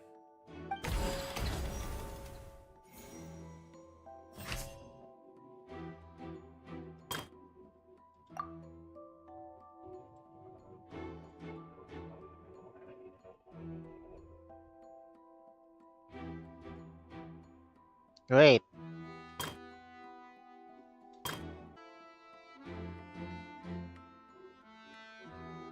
Ay, gada disconnect ako kanina. Hindi ko napansin. Seriously, disconnect ako kanina. Hindi ko napansin. Seriously. Okay. Back in the topic. Wala kasi yung frame drops eh.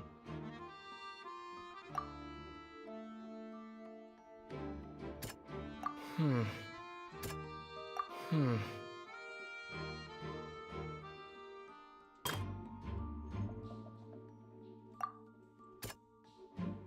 Hmm. Hmm. What? This one? The strange sound wasn't from a fight. It was Lillian's attempt to break out when she was frightened.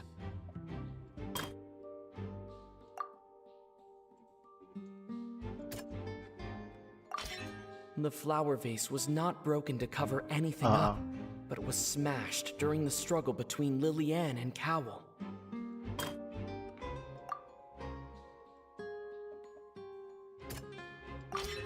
Lillian was afraid that she would be recognized if she left, so she changed clothes and hid, biding her time. Just what... And it's Ace Detective Paimon time! Having been selected out of the blue, Lillian panicked. Her panic only intensified after she entered the tunnel and had water poured on her head. So she kicked the door open, producing the thud we all heard. Hearing the commotion, Cowell leapt into the tunnel, only to discover that Lillian had not dissolved. He did not know that Lillian was not from Fontaine, but was a thief who made her way in by stealing a ticket. You see? Mistakenly believing that the water from the primordial sea needed time to take effect, he tried to force Lillian back into the box.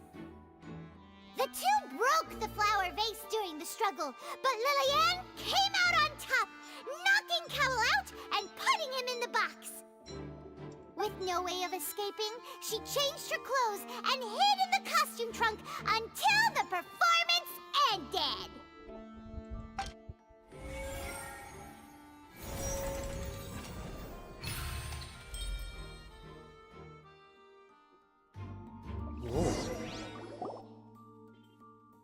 She knew that she would have to go through guard inspection if she tried to leave afterward. So, she has been trapped in the Opera House these last 2 days. She had already become desperately hungry by the time we were chatting over macarons. So, she swiped 2 of them right under our noses. Talk about a sneaky thief. At this point, all the events that happened in the tunnel have now come to light. Ah, so that's the whole story. Bravo! Bravo!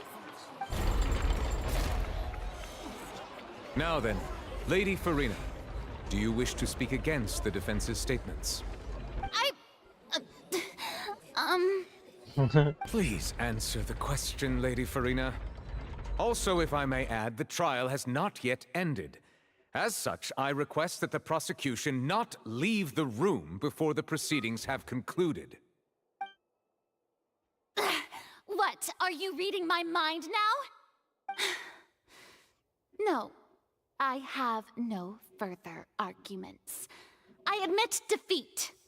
But really, could you at least have left me with some dignity? Wow, look at that! She's like a deflated balloon now. If there are no objections, then as the Chief Justice of Fontaine, I shall once again repeat the full sequence of events.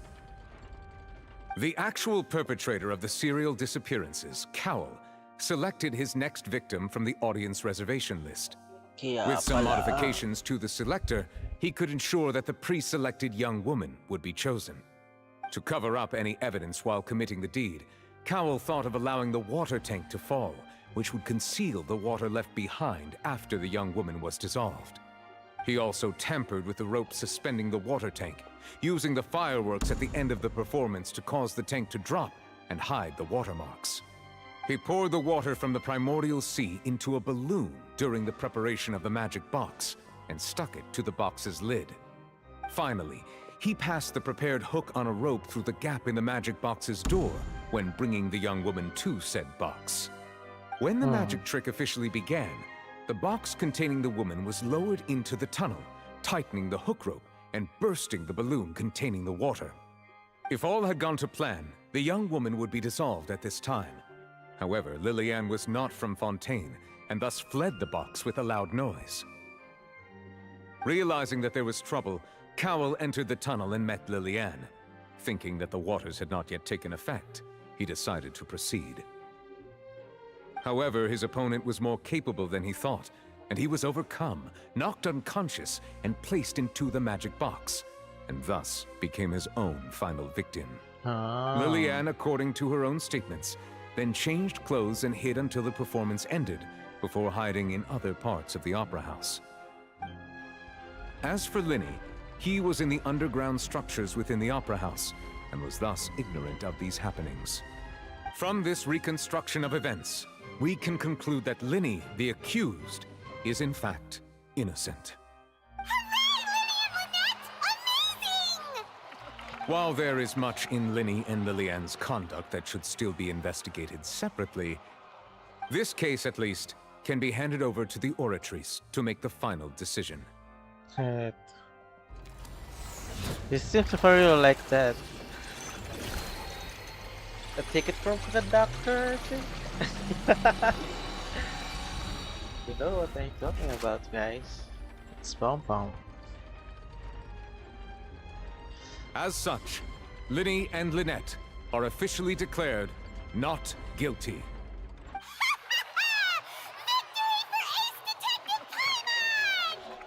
Great work, partners. Thank you all. Thank you so much. Let's not celebrate just yet. Next, I think we deserve an explanation, Guard Vaughn. How did you find the water from the primordial sea in Linny's baggage? Right! Your discovery caused me to make a serious mistake, you know. Or was that not a discovery, but false evidence that you dared to bring before this court? I suspect that the accomplice mentioned in Cowell's notes was not Linny, but you, yes?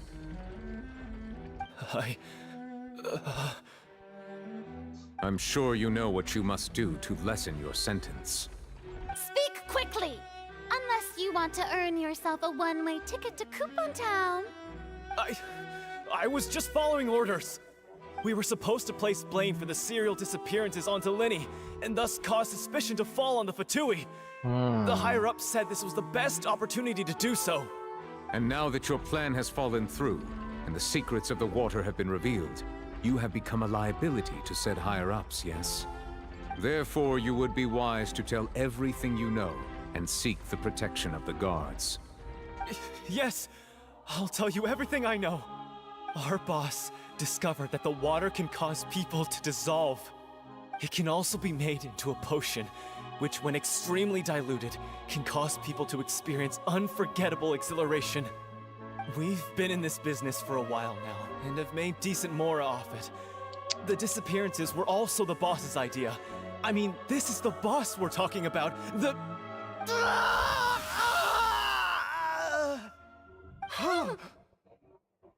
They dissolve.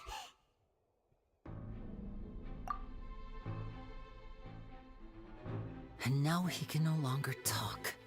Such ruthlessness.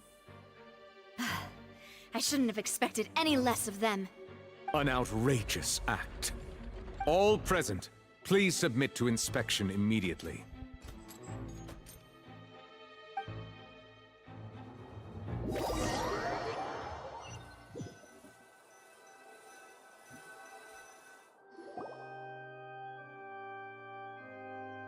So, we're just going back now?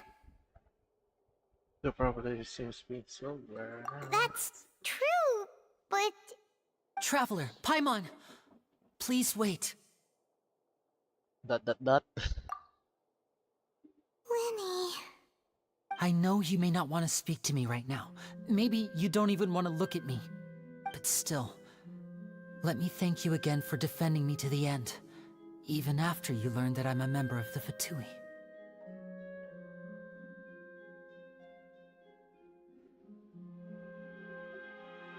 I guess. But regardless, I'd like the opportunity to set things straight. I didn't approach you with any ulterior motives or ill intent. I've spoken to you as myself, just plain Linny this entire time. As for why I'm a Fatus, it's because the goals of the House of the Hearth align with those of an orphan like me. That's all. That was how Father, who you might know as the Knave, approached recruiting us back then too. The Knave? The one who controls the House of the Hearth? She's your father? Sheesh. Oh, okay. That's right. And since we're here, I was wondering, would you mind hearing a story? It's about my past. Back when our parents first died, Lynette and I were left wandering the streets. To survive, I took to surreptitiously observing an older street performer who did magic. It took me several days to figure out how he pulled off his amazing tricks. I took my sister through several streets until we found a crowded corner, and we began to perform magic tricks there. To my surprise, we proved to be pretty popular, and we could at least stop worrying about where our next meal would come from for a time.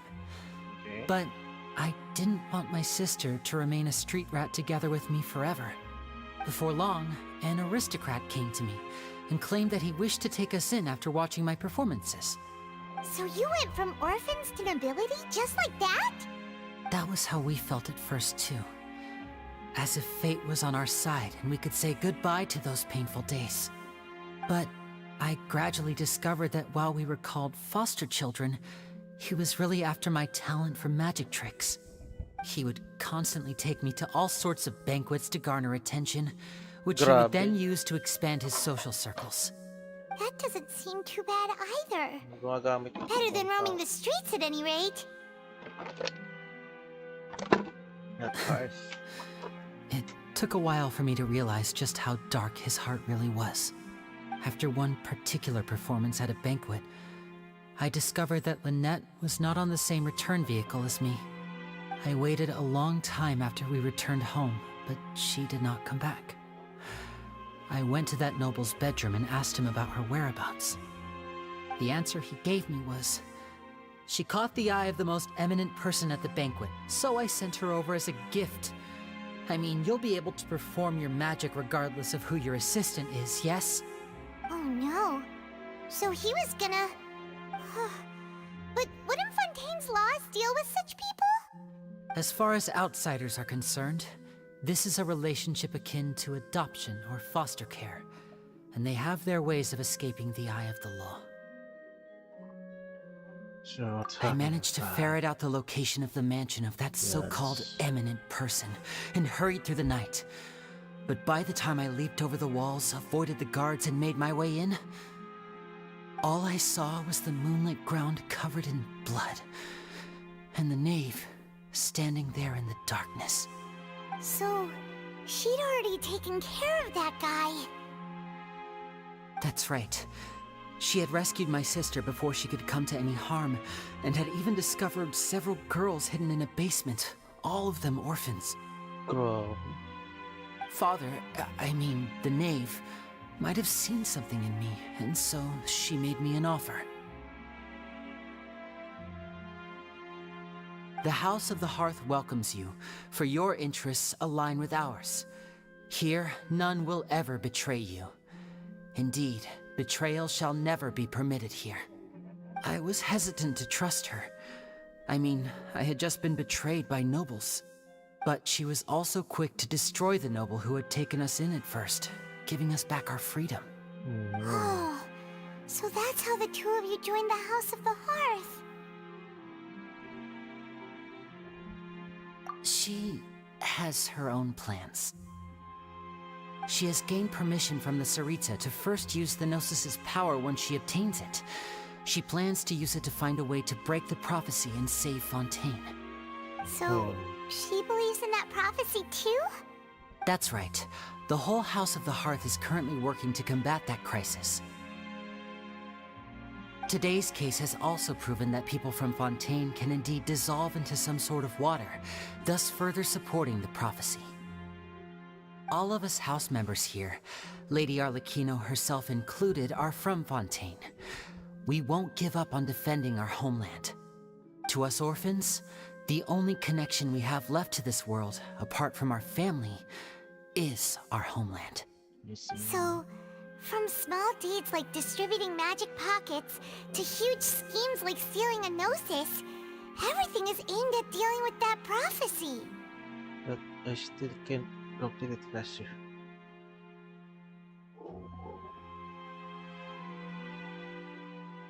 Ah.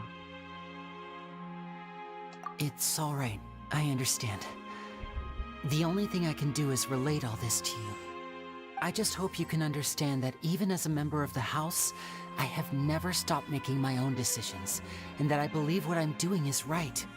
If you should need anything at all in the future, feel free to find me.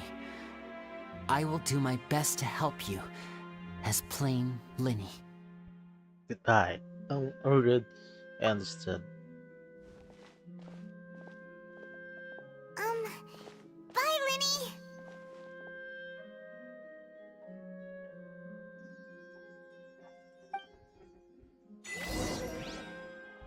Di pa tapos? Okay. I'm gonna use the bathroom for a second.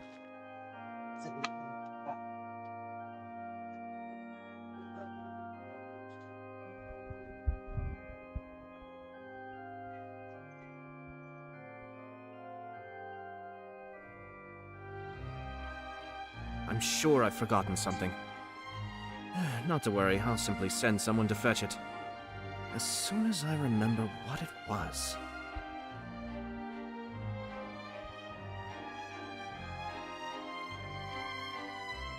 Ah.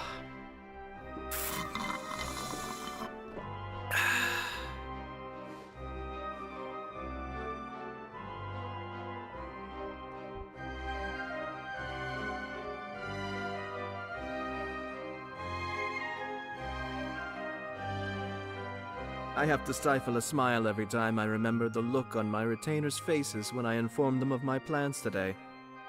Panic-stricken, but unable to muster the courage to say anything in opposition. Yes, this was a Okay, fine I'm idea. back. Told you. Ah.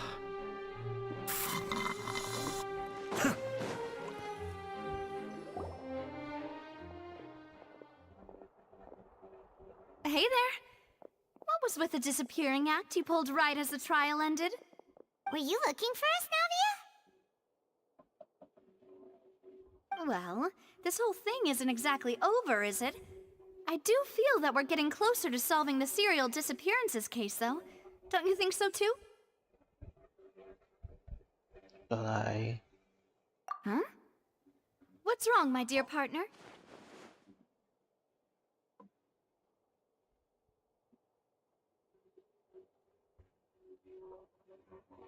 Wasn't this I look for the Besides, are you sure we're the ones who can crack a case that's been cold for decades now? And given that there's new evidence from the trial, there should be a trail of breadcrumbs for the Hydro Archon's people to follow now, right? Ah. I see. Well, I won't lie. I'm a little shocked to hear that from you. But I suppose you are just travelers who have only arrived in Fontaine after all. Sorry. I might have been too presumptuous. Don't say that, Navia. Ah, and we were having so much fun investigating with you, too. Yeah. It was like having new waters flowing into a stagnant mire, causing new hope to spring forth, and the reflection in the murk to become clearer. Well, sorry about that. I'm a bit prone to nostalgia. Don't mind me. Wait, shall we have a farewell meal? You know, to commemorate our time as partners? Huh? Do we really need to get that formal? Well, guess you really did treat us as partners, huh? Well, I'd just like to have a proper ending to every important memory. That way there are no regrets later. Anyway, it would just be a meal, so it shouldn't take up too much of your time. Well, you said so. You don't have to twist Paimon's arm. If Boss Navi is treating, count Paimon in. Oh, wonderful. In that case, why don't we return to the court of Fontaine and head to the Hotel de Boer? I believe we'll make it just in time for dinner. All right then, let's have our farewell meal. Is that okay? So that's, I think, is the Act 1 of Archon Quest. I'm gonna continue this by Thursday or Friday, I think. Thursday or Friday, yeah. So guys, thank you very much for watching my stream and staying. So bye guys. Bye bye. Thank you, thank you.